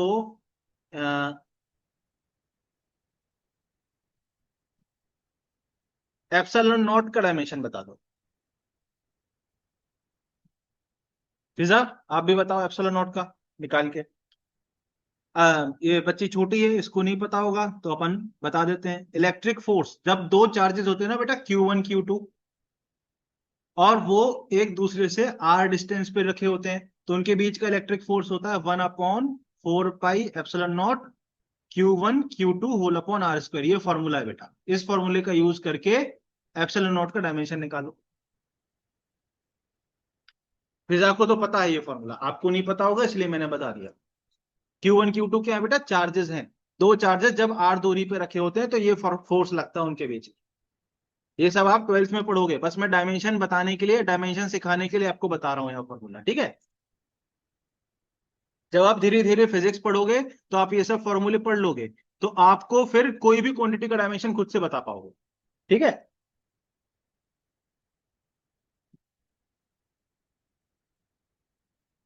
एक बात और ध्यान देना, जो बच्चा फ्रेशर भी है, जो ड्रॉपर भी है, कई सारी क्वांटिटी ऐसी होंगी जिनका हो सकता है आप डायमेंशन अभी ना निकाल पाओ, पर जब आप फिजिक्स पढ़ लोगे ना, पूरा सिलेबस पढ़ लोगे, पूरा 11th प्लस 12th पढ़ लोगे, तब आप सारी क्वांटिटी की बता पाओगे।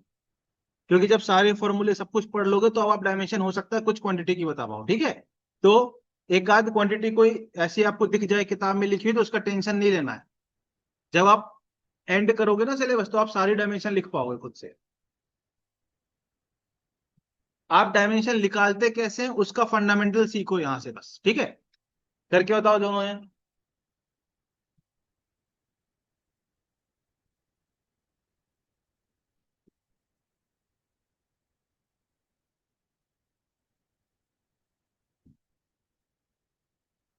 जिसका डायमेंशन निकालना है सबसे पहले उसको लिखा जाता है, ठीक है। कि यहां से हमको एप्सिलॉन नॉट की वैल्यू लिखो। Epsilon naught is equals to 1/4 pi Q1 Q2 R² Fe।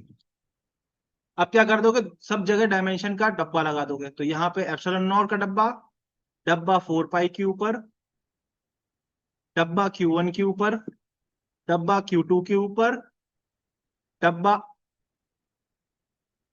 R² के ऊपर, और डब्बा Fe के ऊपर, सबके ऊपर डब्बा लगते हैं। अब सर 1/4 पाई तो कांस्टेंट है, इसका डायमेंशन होगा m0 l0 t0। कांस्टेंट क्या होता है, डायमेंशन लेस होता है, हमेशा ध्यान रखना। Q1 क्या है, चार्ज है, चार्ज का डायमेंशन a × t होता है, हमने अभी पीछे पढ़ा। Q2 भी क्या है बेटा, चार्ज है, इसका डायमेंशन भी a × t होगा। सर R क्या है, डिस्टेंस है, इसका डायमेंशन l होगा। सर Fe क्या है, फोर्स है, फोर्स का डायमेंशन क्या होता है, mlt-2। सारी वैल्यूज पुट कर दी, तो एप्सिलॉन नॉट का डायमेंशन मिल जाएगा कि नहीं मिल जाएगा, देख लो। तो क्या आ जाएगा, देखना जरा, मैं लिख रहा हूं, m-1 l-3 t4 I 8 a²। यही है आंसर, यही आ रहा है यस क्या। सर। ये एप्सिलॉन नॉट का डायमेंशन आ गया, देख लो भाई।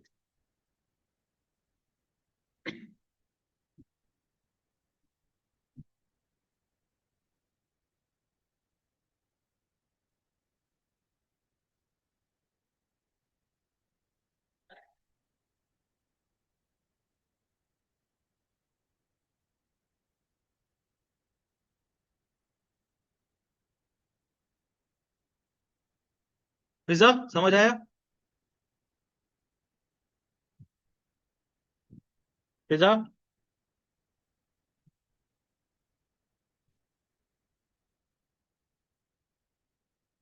फिजा,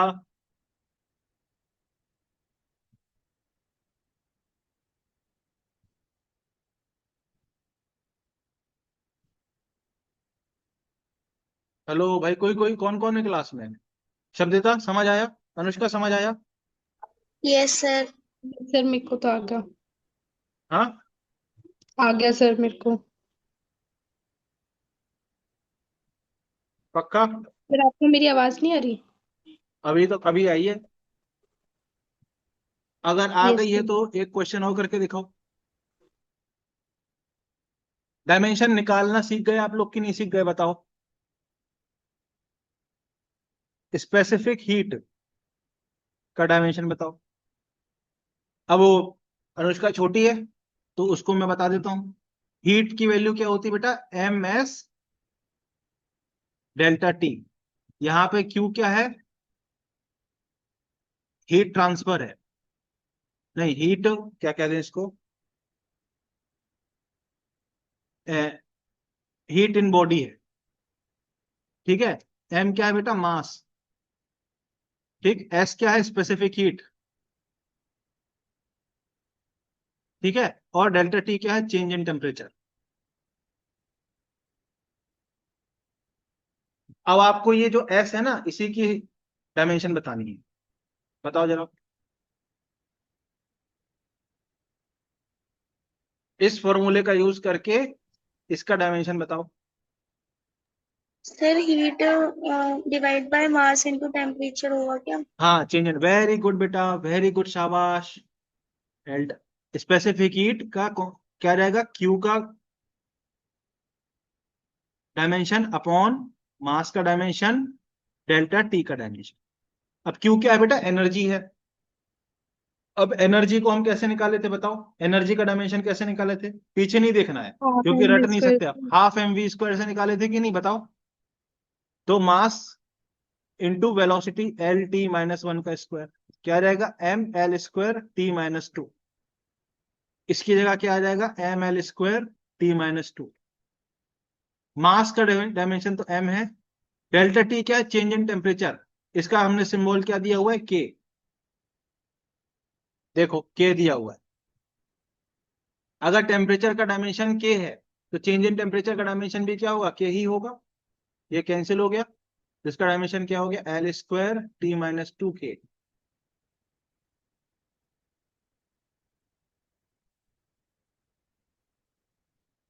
समझ आया क्या? सर के भी लगेगा डायमेंशन में? हाँ, के भी लगेगा डायमेंशन में? के माइनस वन, हाँ क्या लगेगा, क्या लगेगा बेटा? यस सर, ये पूछ रही थी कि हाँ माइनस वन, सॉरी, के ऊपर जाएगा तो माइनस वन हो जाएगा, इसलिए तो मैंने वो मिटा के लिख दिया, तो मुझे दिख गया था कि के माइनस वन होगा। ये इसका डायमेंशन है।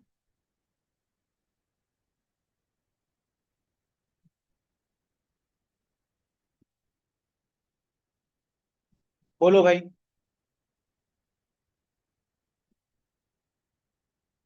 बोलो भाई। Yes sir. यस पक्का? सर। समझ आया कि नहीं आया? हाँ, यस सर, आ गया समझ में।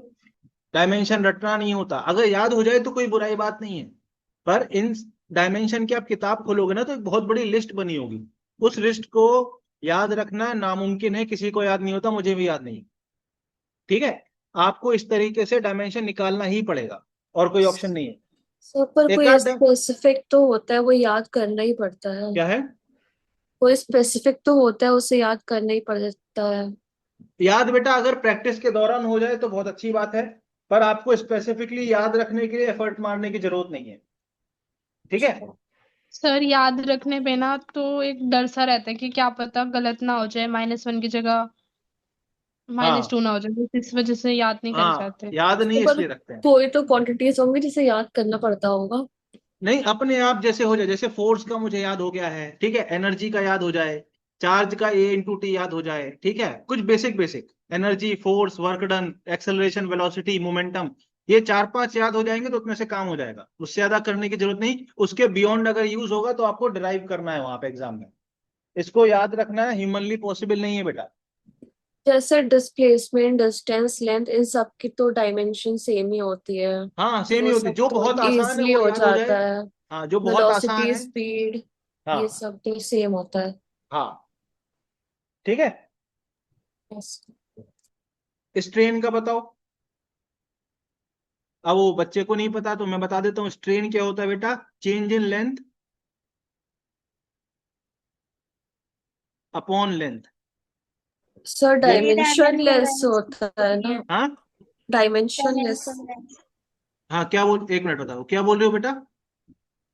सर ये मैंने याद किया था, ये डायमेंशन लेस होता है। हाँ, याद याद हो जाए अच्छी बात है, रटना नहीं है। चेंज इन लेंथ, अब आपको एप्सिलॉन नोट का डायमेंशन पूछ लिया गया, चेंज इन लेंथ का डायमेंशन लेंथ के जैसा ही होगा, एल, और लेंथ का डायमेंशन तो एल हो गई। एल एल कट गया तो क्या बचेगा, कुछ नहीं बचा, तो M zero L zero T zero ऐसा लिख देंगे, तो ये क्या हो गया, डायमेंशन लेस। ठीक है। अच्छा, कोई आपसे पूछ ले स्ट्रेस का डायमेंशन बताओ।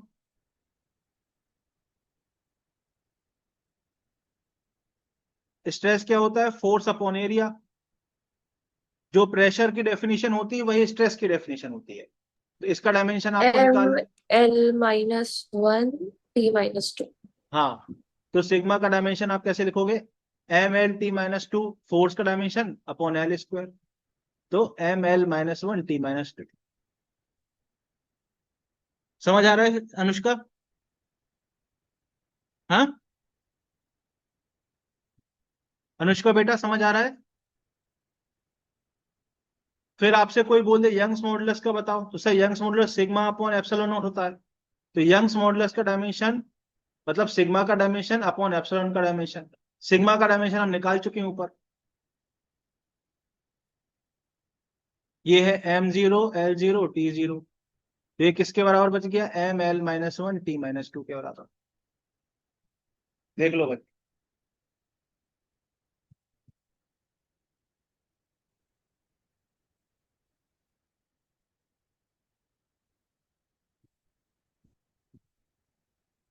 आया कि नहीं आया?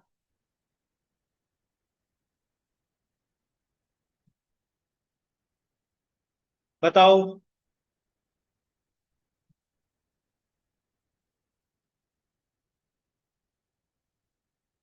बोलो भाई, समझ आया कि नहीं आया? अनुष्का बेटा, आ गया सर। पक्का 100%? Yes sir. ठीक है।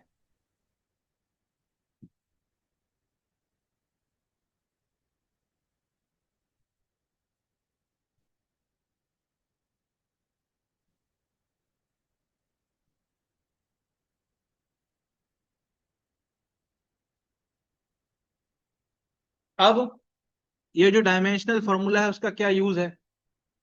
ठीक है, तो डायमेंशन निकालना हमने सीख लिया। अब इसका यूज क्या है?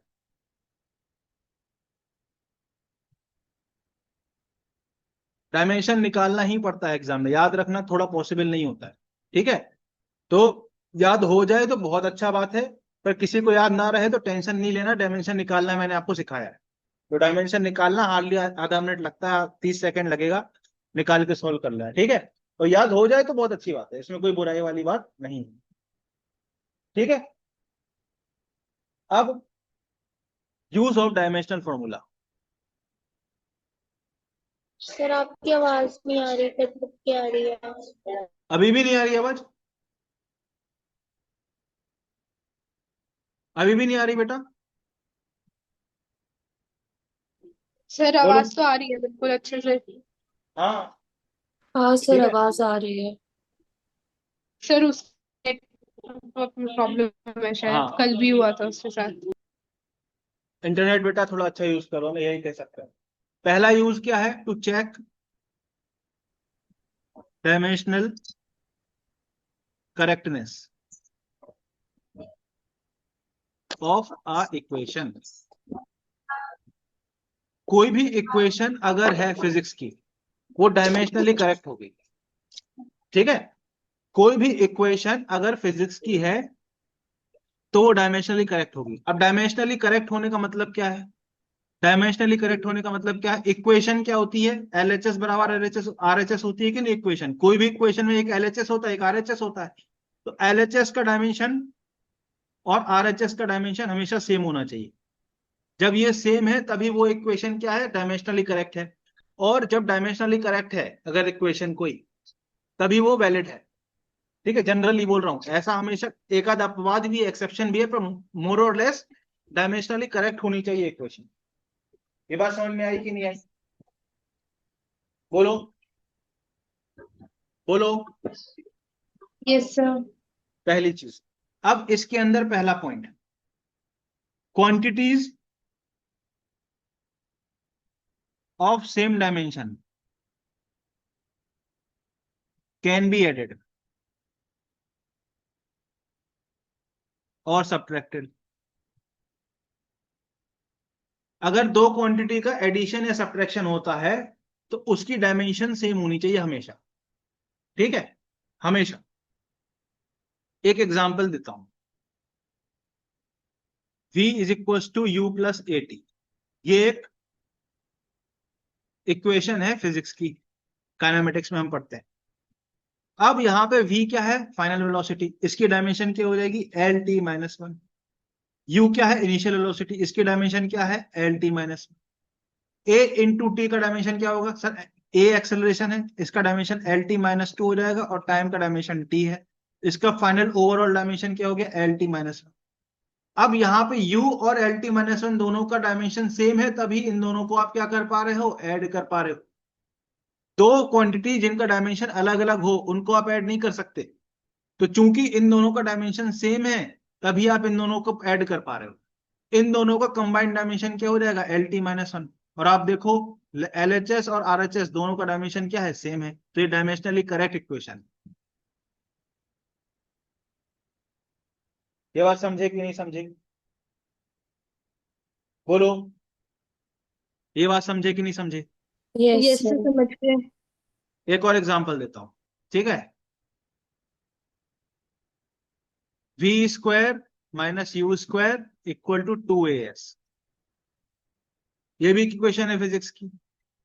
वेलोसिटी का स्क्वायर, इसका डायमेंशन क्या होगा, एल टी माइनस वन का होल स्क्वायर, ये क्या हो जाएगा, L square T minus to. ऐसे यू स्क्वायर का भी क्या हो जाएगा, L square T minus to. अब राइट हैंड साइड देखते हैं, टू क्या है, कांस्टेंट है, तो ये हो जाएगा M zero L zero T zero. A क्या है, एक्सेलरेशन है, तो एल टी माइनस टू हो जाएगा, और एस क्या है, डिस्प्लेसमेंट है, तो एल हो जाएगा। तो फाइनल इसका क्या हो जाएगा, L square T minus to. अब यहां पर आप देखो जरा, ये क्वांटिटी और ये क्वांटिटी दोनों का डायमेंशन सेम है, तभी इसको हमने क्या किया, माइनस किया है। एडिशन या सब्ट्रैक्शन तभी हो सकता है जब दोनों क्वांटिटी का डायमेंशन सेम हो, और इनका ओवरऑल डायमेंशन फिर क्या हो जाएगा, एल स्क्वायर टी स्क्वायर।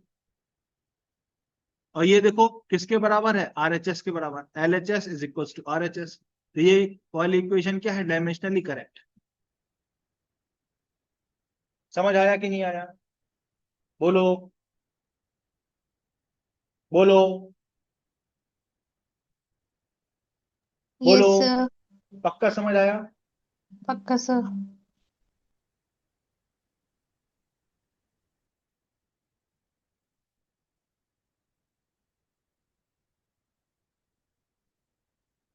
अगर समझ में आ गया है तो एक क्वेश्चन कर दो फिर, ठीक है। ऐसा क्वेश्चन नीट में आता है बेटा, एक इक्वेशन है p plus a by v square into v minus b is equal to r into t, ठीक है। आपको क्या बताना है इसमें, पहला बात, dimension of a, a b and r, ठीक है। पी क्या है, प्रेशर है, वी क्या है, वॉल्यूम है, टी क्या है, टेम्परेचर है,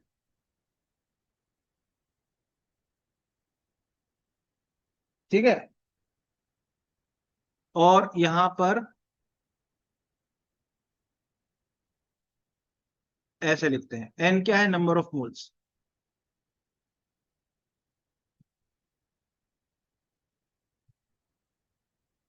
ठीक है। आपको ए बी और आर का डायमेंशन बताना है, करो जरा।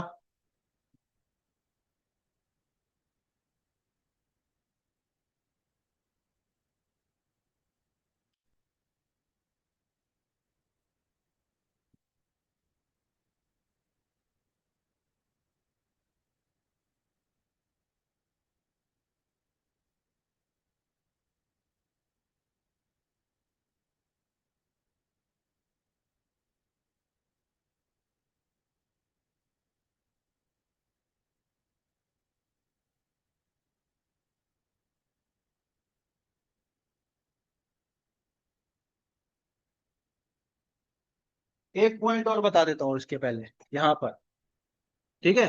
पॉइंट नंबर वन था, अब पॉइंट नंबर टू। दो क्वांटिटीज जिनका डायमेंशन अलग अलग है उनको आप मल्टीप्लाई या डिवाइड कर सकते हो, ठीक है। Two quantities of different dimensions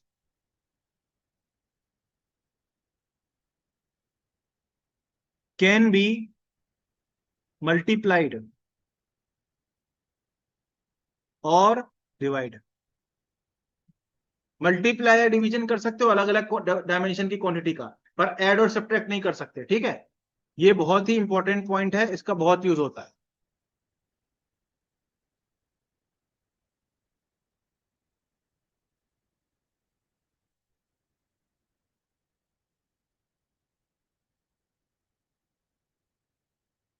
करो जरा।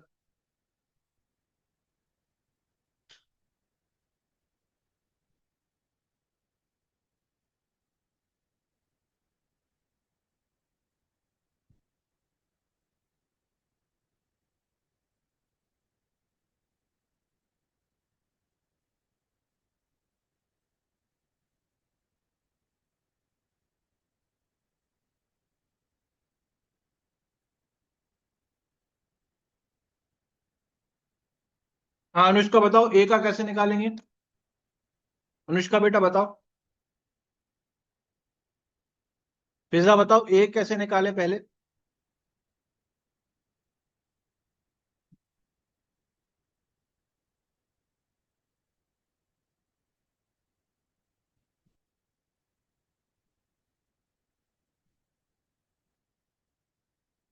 फिजा बताओ, ए कैसे निकाले?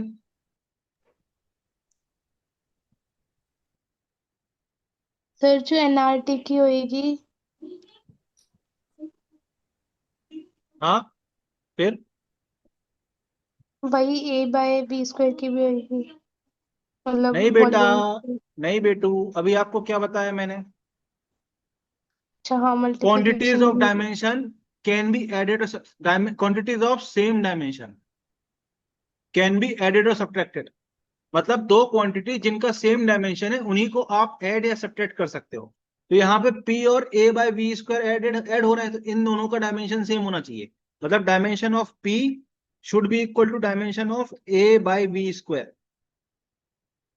इसको सर आप बट कैसे लिखोगे? Dimension of a upon dimension of v square. अब डायमेंशन ऑफ पी क्या होगा सर? प्रेशर का डायमेंशन क्या होता है सर? प्रेशर अभी आपने बताया था, प्रेशर क्या होता है sir? Force upon area. Force का डायमेंशन क्या होता है? M L T minus two. Area का डायमेंशन क्या होता है? L square. तो प्रेशर का डायमेंशन क्या होता है? M L minus one T minus two. तो यहां पर इस इक्वेशन में आप पी की जगह M L minus one T minus two रख दोगे। ए का डायमेंशन पता नहीं है। वी क्या है? वॉल्यूम है। वॉल्यूम का डायमेंशन क्या होता है? एल क्यूब होता है। तो ए का डायमेंशन आपको क्या मिल जाएगा? M L minus one T minus two into ये क्या हो जाएगा? एल की पावर सिक्स। ये इस तरफ इंटू में चला जाएगा ना, मल्टीप्लाई। ए का डायमेंशन आपको मिल गया कि नहीं मिल गया? M L five T minus to.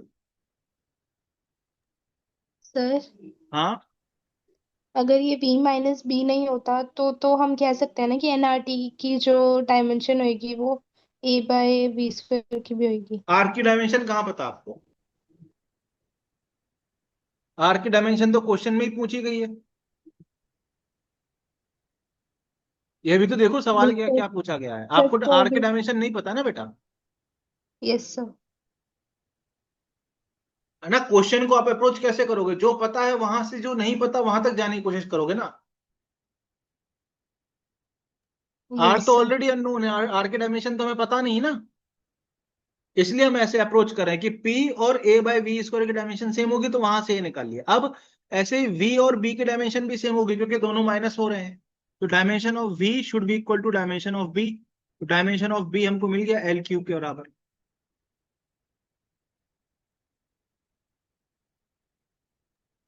Yes sir. अब देखो, अब इस पूरे बॉक्स का डायमेंशन ये होगा और इस पूरे बॉक्स का डायमेंशन ये होगा। इसको यूज करके हम आर का डायमेंशन निकालेंगे ना बेटा। बात समझ में आ रही है कि नहीं? P यस सर आ प्लस रही है। A by v square v minus b is equal to n into r into t. यहां से आप r की वैल्यू क्या लिखोगे? p plus a by v square into v minus b whole upon n into t. अब ये वाला जो बॉक्स है, ये वाला जो ब्रैकेट है, इसका डायमेंशन हम निकाल चुके हैं, ये M L five T minus to.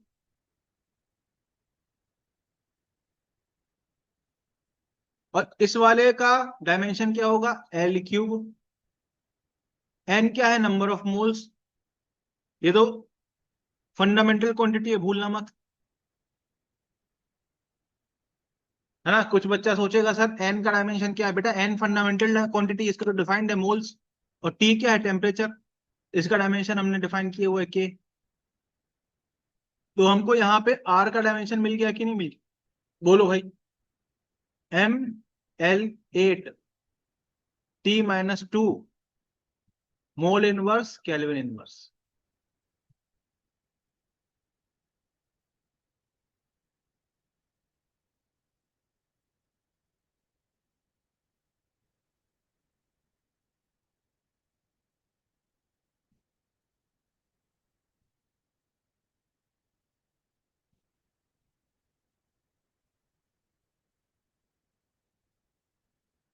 कुछ गड़बड़ हुई है क्या?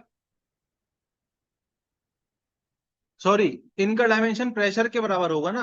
इस ब्रैकेट का डायमेंशन ये होगा ना, ml-1 T-2 के बराबर। सॉरी, अरे समझे कि नहीं? यस सर, देख रही हूँ। अरे भाई, P का डायमेंशन और A/V² का डायमेंशन सेम है, तो इन दोनों के सम का डायमेंशन P के डायमेंशन के बराबर होगा ना। Yes sir. तो फाइनल डायमेंशन क्या आ जाएगा? l-1 और l³ तो ml²। ठीक है। T-2 पर पहले से था, मोल इनवर्स केल्विन इनवर्स।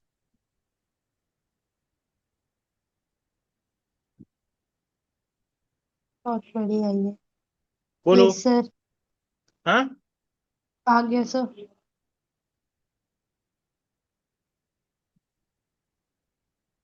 ठीक है। Yes sir.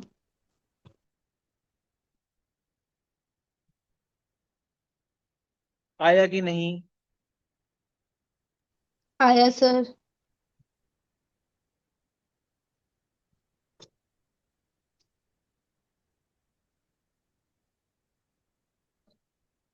ठीक है। अच्छा,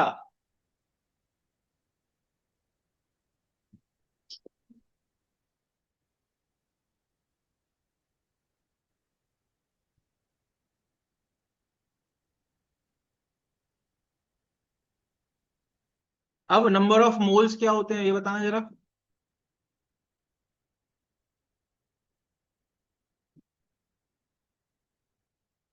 सर वो तो mass of substance upon molecular mass, यही होता है। Yes physical sir. केमिस्ट्री का पहला चैप्टर आप पढ़ोगे। तो नंबर ऑफ यस। मोल्स का डायमेंशन कैसा होगा? सर मास ऑफ सब्सटेंस का डायमेंशन m और मॉलिक्यूलर मास का डायमेंशन भी m होगा। तो ये यूनिट लेस, सॉरी, तो ये तो डायमेंशन। डायमेंशन लेस हो गया कि नहीं हो गया? बताओ। Yes sir. तो ये वाला टर्म ना एक्चुअली डायमेंशन लेस है। ये समझाने के लिए बस मैंने आपको लिख दिया। आप जब बुक में देखोगे ना, तो इसलिए आपको यहाँ पे ml² T-2 K-1 ऐसा दिखेगा। ठीक ओके है। सर। तो यस ये सर। वाली जो चीज है ना, ये डायमेंशन लेस चीज है। This is dimension less quantity. ये एक फिजिकल क्वांटिटी है, बट डायमेंशन लेस है बेटा, ये डायमेंशन लेस क्वांटिटी।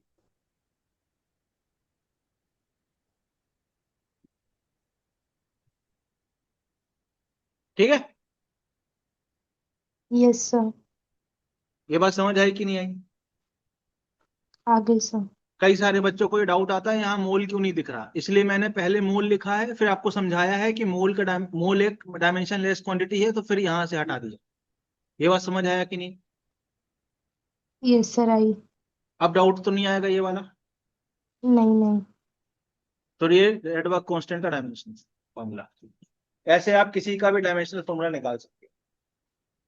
ठीक है बेटा। Yes sir. अब सर ये सब चीज क्यों पढ़ा रहे हो सर? ठीक है। हाँ, ये सब क्यों हमको बोर हो रहा है सर? सब क्यों पढ़ा रहे हो?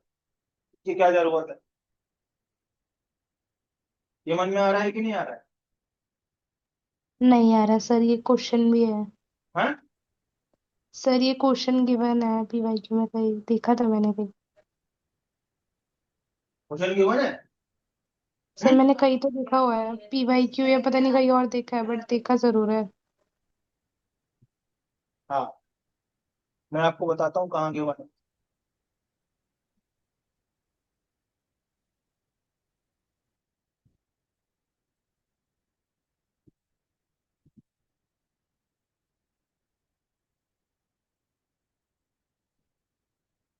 एक कॉन्सेप्ट और है, हैशटैग कॉन्सेप्ट, ठीक है, जो कि बहुत इंपॉर्टेंट है, जिसमें सवाल आते हैं। अगर e की पावर समथिंग लिखी है या log के अंदर समथिंग है, ठीक है, या साइन के अंदर कुछ समथिंग है, कॉस के अंदर समथिंग है, ठीक है, कोई भी ट्रिग्नोमेट्रिक रेशियो ऐसा कुछ, तो ये जो अंदर समथिंग जो चीज है ना, ये हमेशा डायमेंशनलेस होनी चाहिए ओवरऑल, ठीक है। ये बात समझ आ रही है कि नहीं? क्योंकि लॉग साइन कॉस इनके अंदर क्या जाएगा, कांस्टेंट जाएगा, यहां पे क्या होना चाहिए, कांस्टेंट होना चाहिए। तो ये सारी चीज यस। क्या होनी चाहिए, कांस्टेंट होना चाहिए। और कांस्टेंट क्या होता है, डायमेंशनलेस होता है। ये बात समझ आ रही है कि नहीं आ रही? यस बोलो, सर। ये बात समझ आ रही है? Yes sir. सर ये आपने पहले बताया है शायद कभी। ये मैंने आपको बताया था। सर शायद जब मैं स्टार्टिंग स्टार्टिंग में आई थी तब आप क्लास ले रहे थे सबकी तब। हाँ, ठीक है। अब जैसे मैं आपको एक एग्जांपल देता हूँ ना, एक मिनट, हाँ, कोई अच्छा एग्जांपल मिल जाए। Yes sir.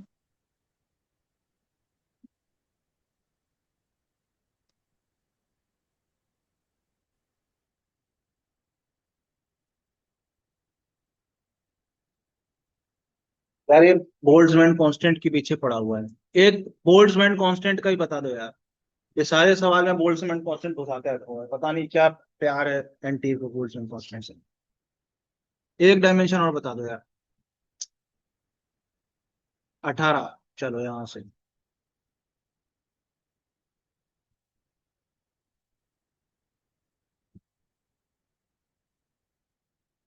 ठीक है, बोल्ट्जमैन कांस्टेंट के, इसका डायमेंशन बताओ।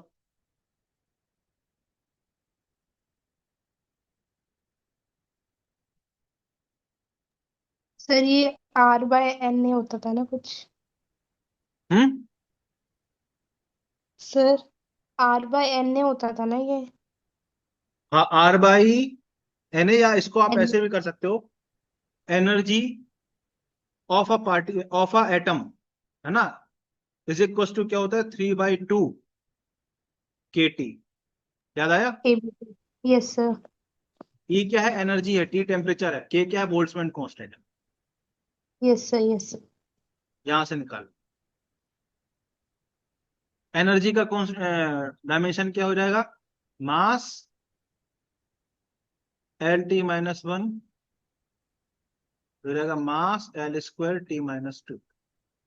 तो K का डायमेंशन कांस्टेंट क्या हो जाएगा, एनर्जी का dimension constant upon temperature. Energy का क्या हो जाएगा, mL² T-2 कौन kelvin, mL² T-2 kelvin.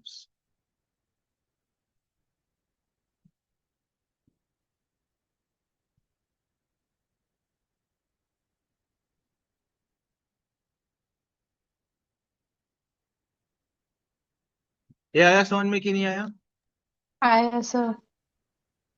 Anushka, sir Anushka बहुत देर पहले चली गई थी। चलेगा, ये समझ में आ गया। Yes sir. अब ये पता नहीं क्यों इससे बहुत प्यार हो गया है एनटीए, ठीक है, देखो बताता हूं। अब एनटीए क्या बोल रहा है, सवाल जेईई मेंस का सवाल है, क्वेश्चन। एनटीए बोल रहा है कि एक उसने दिया W = alpha beta square e⁻x² alpha KT, ठीक है, ठीक है, तो फिर से लिखते हैं। Yes sir. W is equals to alpha beta square E की power minus X square alpha के टी। ये ठीक है। एक्स क्या है? डिस्प्लेसमेंट। ठीक। के क्या है? Boltzmann constant. ठीक है। टी क्या है? टेम्परेचर। ठीक।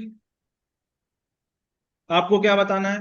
आपको find dimension of alpha and beta.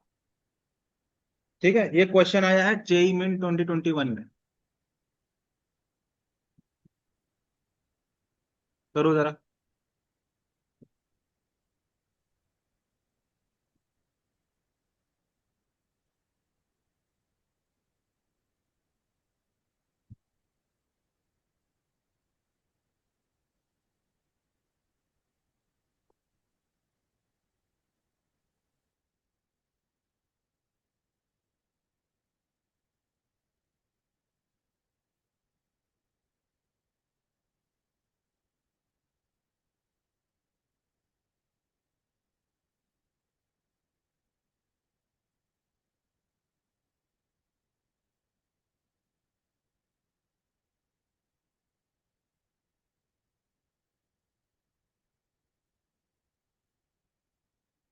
ये आया हुआ सवाल है जेई मेन का।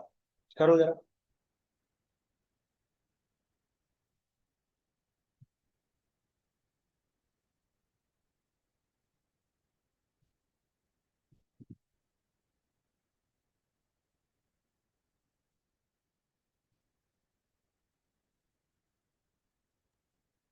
सर ये W वर्क डन है ना? डब्ल्यू बेटा, डब्ल्यू बोला है सब कुछ। हाँ, वर्क डन है।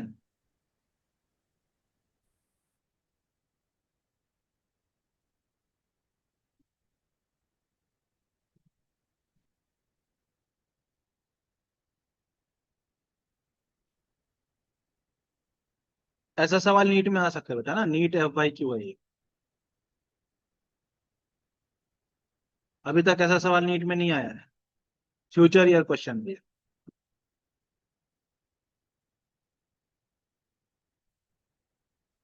बहुत ही आसान सवाल है।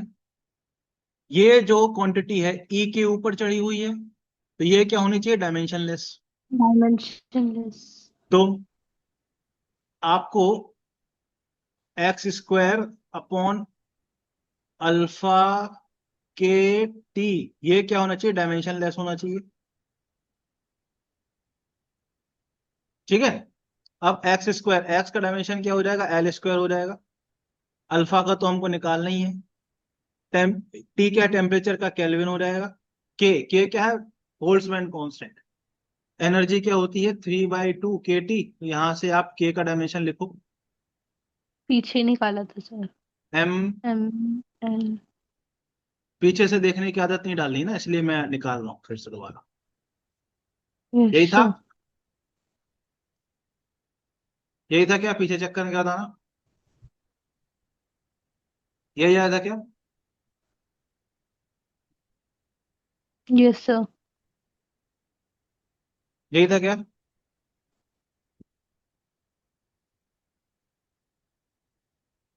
पीछे क्यों चेक नहीं किया? क्योंकि बेटा एग्जाम में तो आपको निकालना ही पड़ेगा, याद नहीं रख सकते इसको आप। बहुत यस कठिन है सर। याद रखना। हो जाए तो मैं बुराई नहीं है इसमें, बट यार आपको ना ये कैलकुलेशन करनी पड़ेगी। ये कैलकुलेशन करने की आदत होनी चाहिए। ठीक है। अब ये देखो, के से के गया। ठीक है। एल स्क्वायर से एल स्क्वायर गया। ठीक है। तो क्या हमको डायमेंशन ऑफ अल्फा मिल गया? ये L T - 2 तरफ चला जाएगा तो MT - 2 बन गया कि नहीं? बोलो। Yes sir. देख लो भाई, अभी तो आधा सॉल्व हुआ है। अब बीटा का डायमेंशन क्या होगा? सर ये पूरी क्वांटिटी तो डायमेंशन लेस हो गई। हाँ सर। इसका मतलब ये हुआ कि इसका डायमेंशन इसके बराबर होना चाहिए कि नहीं?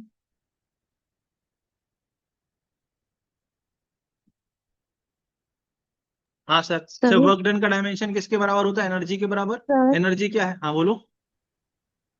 सर M-1 नहीं होगा, M⁻⁻1। नहीं भाई, क्यों? भाई ये यहाँ सब अल्फा कट तो गया। ऊपर चला जाएगा ना। कहाँ चला गया? ये पूरी ब्रैकेट को हम इस तरफ ले गए ना बेटा। यस सर, तो नहीं नहीं, हमें एक मिनट अल्फा एक मिनट एक निकालना मिनट था ना। एक मिनट, हाँ गलती किया, मिस्टेक, सॉरी। अल्फा को उस तरफ ले जाओगे ना तो ये बन जाएगा, हाँ, M-1 M T²। T। यही बोल यस रहे सर। हो? Yes sir. सही है, सही, बिल्कुल ठीक है, बिल्कुल सही। अब वर्क डन का डायमेंशन क्या होगा? ML²T-2, right. ये देखो, ये लिखा वर्क डन का डायमेंशन एनर्जी के बराबर। Yes sir. और यहां से अल्फा हम निकाल चुके हैं, बीटा का स्क्वायर। तो यहां से आप बीटा का स्क्वायर निकालो, क्या आ जाएगा? ML²T-2 होल अपॉन, ठीक है। अब देखो ये कितना बन गया, ये हो गया M²L²T-4, यही बना क्या? Yes sir. अब यहां से स्क्वायर हटाओगे तो पूरे में अंडर रूट, तो बीटा का डायमेंशन क्या मिल गया? ML_T-2।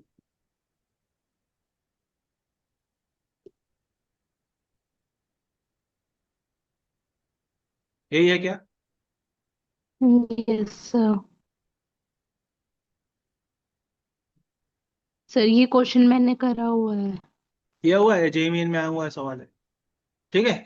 Yes sir. एक क्वेश्चन और करते हैं। हमारे ट्यूशन वाले कह रहे हाँ, थे। क्या बोल रहे हो? सर एंड टाइम पे सर कह रहे थे कि जेई के क्वेश्चन करना स्टार्ट कर दो, इसलिए हाँ ट्राई कर रहे थे बस। हाँ, ठीक है, ठीक है। आपको बताना फाइंड डायमेंशन ऑफ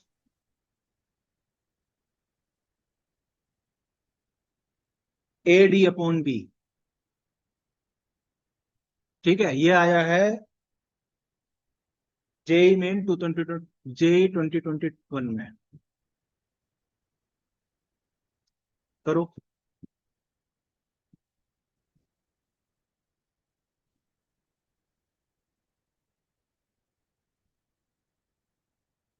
ठीक है। F क्या है? फोर्स है, T टाइम है, X डिस्प्लेसमेंट है।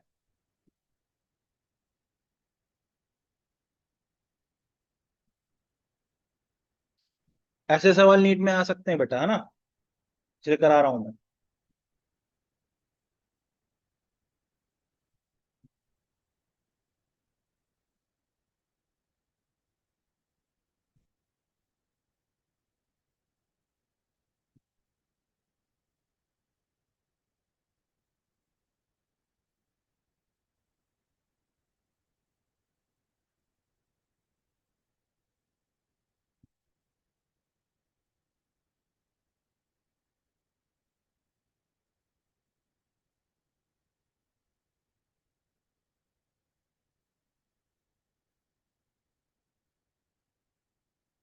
कैसे होगा बताओ? सर एफ की तो ए के बराबर आ जाएगी डायमेंशन। हाँ, अब देखो, बहुत सिंपल सी बात है। और देखो, हमको AD/B निकालना है ना। बी कहाँ है? यस इस सर। क्वेश्चन में बी बी कहाँ दिया हुआ है भाई? है सर, बीटा दे रखा होगा। अच्छा, बीटा नहीं, बी है ये। Yes sir.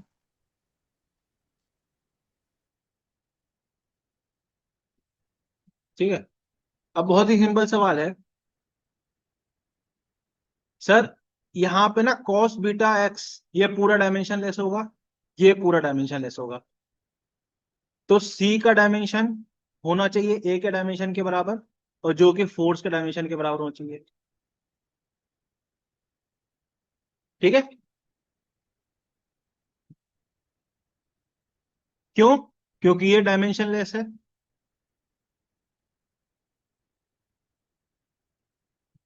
और ये भी डायमेंशन लेस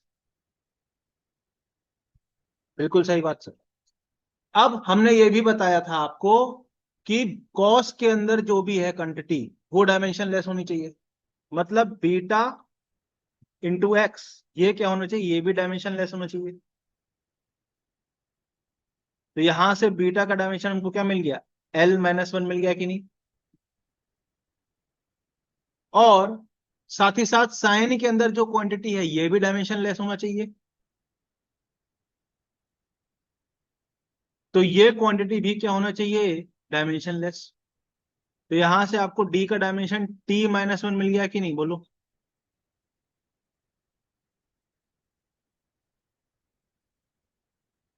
अब हमको क्या निकालना है, इसका डायमेंशन निकालना है, निकाल लो। इसका डायमेंशन सर क्या हो एम जाएगा, एन स्क्वायर ए का डायमेंशन क्या है, फोर्स के बराबर। डी का डायमेंशन क्या है, T-1 के बराबर।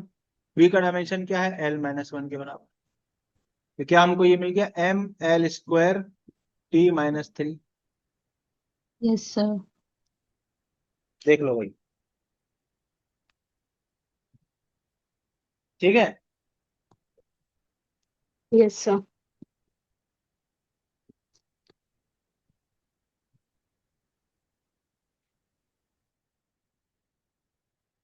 एक क्वेश्चन और करते हैं जेई मेन का, फिर छुट्टी कर देते हैं, ठीक है। U = α/β, ठीक है, साइन, ठीक है, अल्फा x/kt, ठीक है, नहीं k स्मॉल t, ठीक है, kt, ऐसा है, ठीक है। यहां पे U क्या है, एनर्जी डेंसिटी, ठीक है। और क्या दिया हुआ है, x डिस्प्लेसमेंट है, k बोल्ट्जमैन कांस्टेंट है। x डिस्प्लेसमेंट है, k बोल्ट्जमैन कांस्टेंट है, ठीक है। T क्या है, T टेम्परेचर है,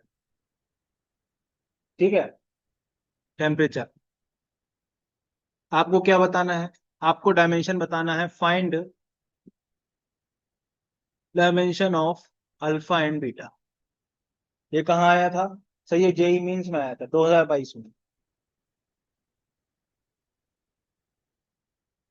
करो जरा।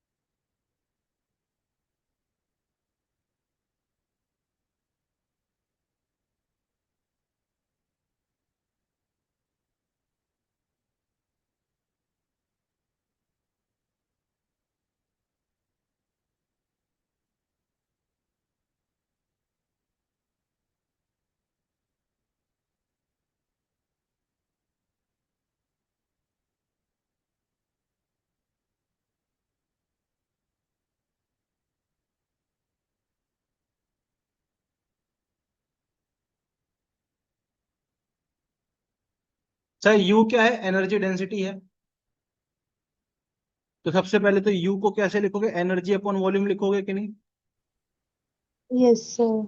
एनर्जी का डायमेंशन क्या होता है, ML² T-2। और वॉल्यूम का क्या होता है, L³ यही है। तो ये क्या बन जाएगा, ML-1 T-2 बन जाएगा कि नहीं। Yes sir. यू का आ गया, ठीक है। अब हमने आपको कॉन्सेप्ट बताया, क्या बताया, साइन के अंदर जो कुछ भी भसड़ लिखी हो वो डायमेंशन लेस होनी चाहिए ओवरऑल, ठीक है। मतलब dimension of alpha into dimension of x whole upon dimension of k into dimension of t, ये पूरा का पूरा जो भसड़ है वो डायमेंशन लेस होना चाहिए, क्योंकि ये साइन के अंदर है, साइन के अंदर, कॉस के अंदर, लॉग के अंदर, ई की पावर पे, तो डायमेंशन लेस होना चाहिए। अब अल्फा का डायमेंशन हमको पता नहीं है, एक्स क्या है, एक्स दिया हुआ डिस्प्लेसमेंट, उसका डायमेंशन एल, के क्या है, बोल्ट्जमैन कांस्टेंट, तो ई इज इक्वल टू क्या होता है, 3/2 के टी होता है, ई क्या है, M L square T minus two, और के का डायमेंशन और टेम्परेचर का केल्विन, तो के का डायमेंशन क्या आया, M L square T minus two K minus one, ये पुट यहां कर दोगे, ठीक है। टी क्या है, टेम्परेचर ही है, तो के, और ये क्या होना चाहिए, डायमेंशन लेस होना चाहिए, और ये कैंसिल हो गया एक एक, ठीक, एक एल से एक एल कैंसिल हो गया, तो यहां से आपको डायमेंशन ऑफ अल्फा सीधे आपको क्या, M L T minus two मिली कि नहीं मिली, बताओ।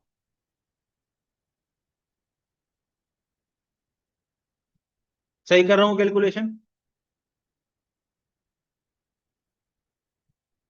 सही कर रहा हूँ कि नहीं, बोलो। Yes sir. यही आ रहा है, यस सर।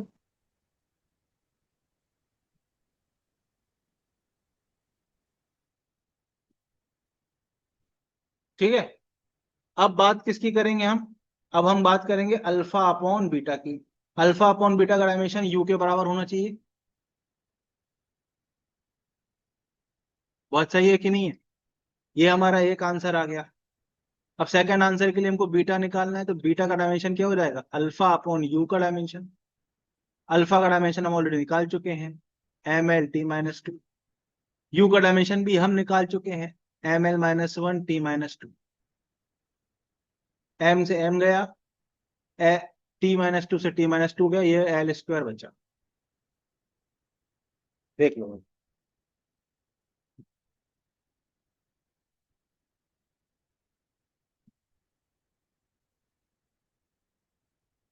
यही आ रहा है क्या, सर हाँ सर जो हमने बोल्ट्जमैन कांस्टेंट निकाला है ई के हाँ फॉर्मूले से 3/2 kBT, तो टी उसमें टेम्परेचर था ना, हाँ, और क्वेश्चन में भी टेम्परेचर ही है, तो अलग अलग क्यों, मतलब। मतलब आपका डाउट समझा नहीं मैं, किस सर क्वेश्चन में एक भाई, सेकंड। यहाँ पर बोल्ट्जमैन कांस्टेंट का डायमेंशन लिखा हमने, और यहाँ यस पे सर। ये वाला जो टी है, ये वाला जो टी है, इसका डायमेंशन लिखा। Yes sir. अब यहाँ इस टेम्परेचर में के है और यहाँ के इनवर्स है, तो ये कट गया, अब यस सर। समझे। यस सर, मैंने कैलकुलेशन में कुछ गलती करी है। चेक करो पहले कैलकुलेशन में क्या गलती की है,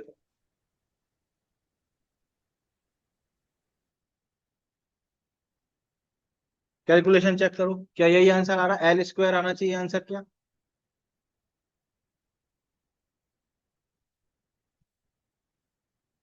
बोलो। यस सर, मैंने के उड़ा दिया। सही है, अब आ गया। Yes sir.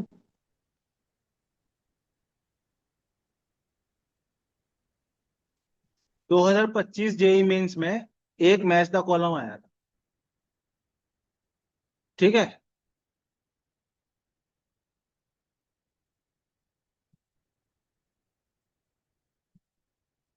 अब हमने क्या किया, हमने ऑप्शन भी हटा दिए और हमने एक कॉलम भी हटा दिया, क्योंकि हम तो थोड़े से वो है ना, जालिम, ठीक है। जालिम है कि नहीं है, बताओ, बोलो,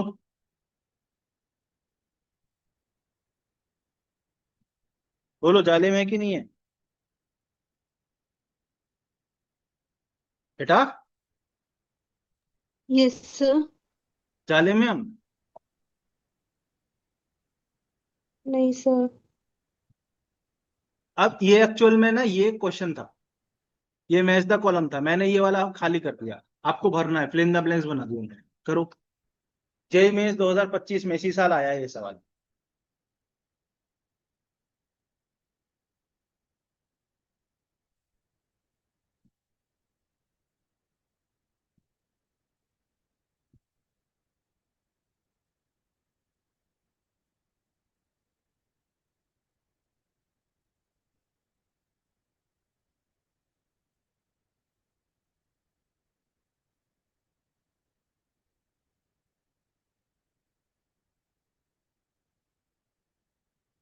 मास डेंसिटी का कुछ मतलब नहीं होता, डेंसिटी ही होती है वो, ठीक है। Yes density sir. मतलब मास अपॉन वॉल्यूम। तो ml-3। इम्पल्स, इम्पल्स क्या होता है? मोमेंटम। नहीं, change in momentum. Momentum upon time, change in time. Yes sir. इसका मोमेंटम के बराबर ही होगा। मोमेंटम क्या होता है? m into V. तो mass into L-T-1। Yes sir. Power क्या होता है? पावर, फोर्स इनटू वेलोसिटी, हाँ, फोर्स इंटू वेलोसिटी कह सकते हो, ml-t या माइनस फिर टू एनर्जी बाय टी भी हो हाँ, सकता किसी है। भी एक मेथड से, है ना। तो यहां से यस आप सर। देखो क्या मिल गया हमको, बताओ। ml² T-3 मिला क्या? हाँ, सर एक से। ठीक है। मोमेंट ऑफ इनर्शिया क्या होता है? mr², k into mr²। k क्या होता है? कांस्टेंट। m का मास है, r डिस्टेंस होता है।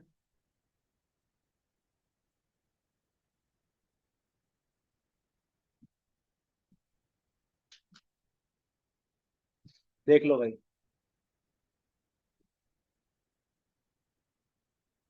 इसमें टेम्परेचर नहीं है तो इसको आप T0 लिख दो। Yes sir. समझ आया कि नहीं आया? आ गया सर। ये जेई मीन्स का सवाल है, बताओ। इतना आसान सवाल भी आता है एग्जाम में। ठीक है बेटा। Yes sir. अब ये क्या था? ये मैच द कॉलम था, तो हमने मैच द कॉलम को फिल इन द ब्लैंक्स कर दिया, बस यही फर्क है। ठीक है, 2025 में इसी साल आया ये सवाल, ठीक है। Yes sir. चलो फिर बेटा, है ना, कल को मिलते हैं। आज हमने काफी पढ़ाई की है, ठीक है। यस डायमेंशन सर, कैसे गुड निकालते हैं नाइट। इसकी थोड़ी प्रैक्टिस रिवीजन कर लेना, ठीक। Yes sir. और ये नोट्स आपको ग्रुप में मिल जाएंगे। ग्रुप पे अगर मैं डालना भूल जाऊँ तो उसमें जरूर डाल देता हूँ मैं अपने ड्राइव लिंक पे, जो ग्रुप पे पड़ी हुई है, ठीक है, तो वहां से उठा लेना नोट्स, ठीक है। Yes sir. Bye bye. Good night sir, bye bye sir. Good night.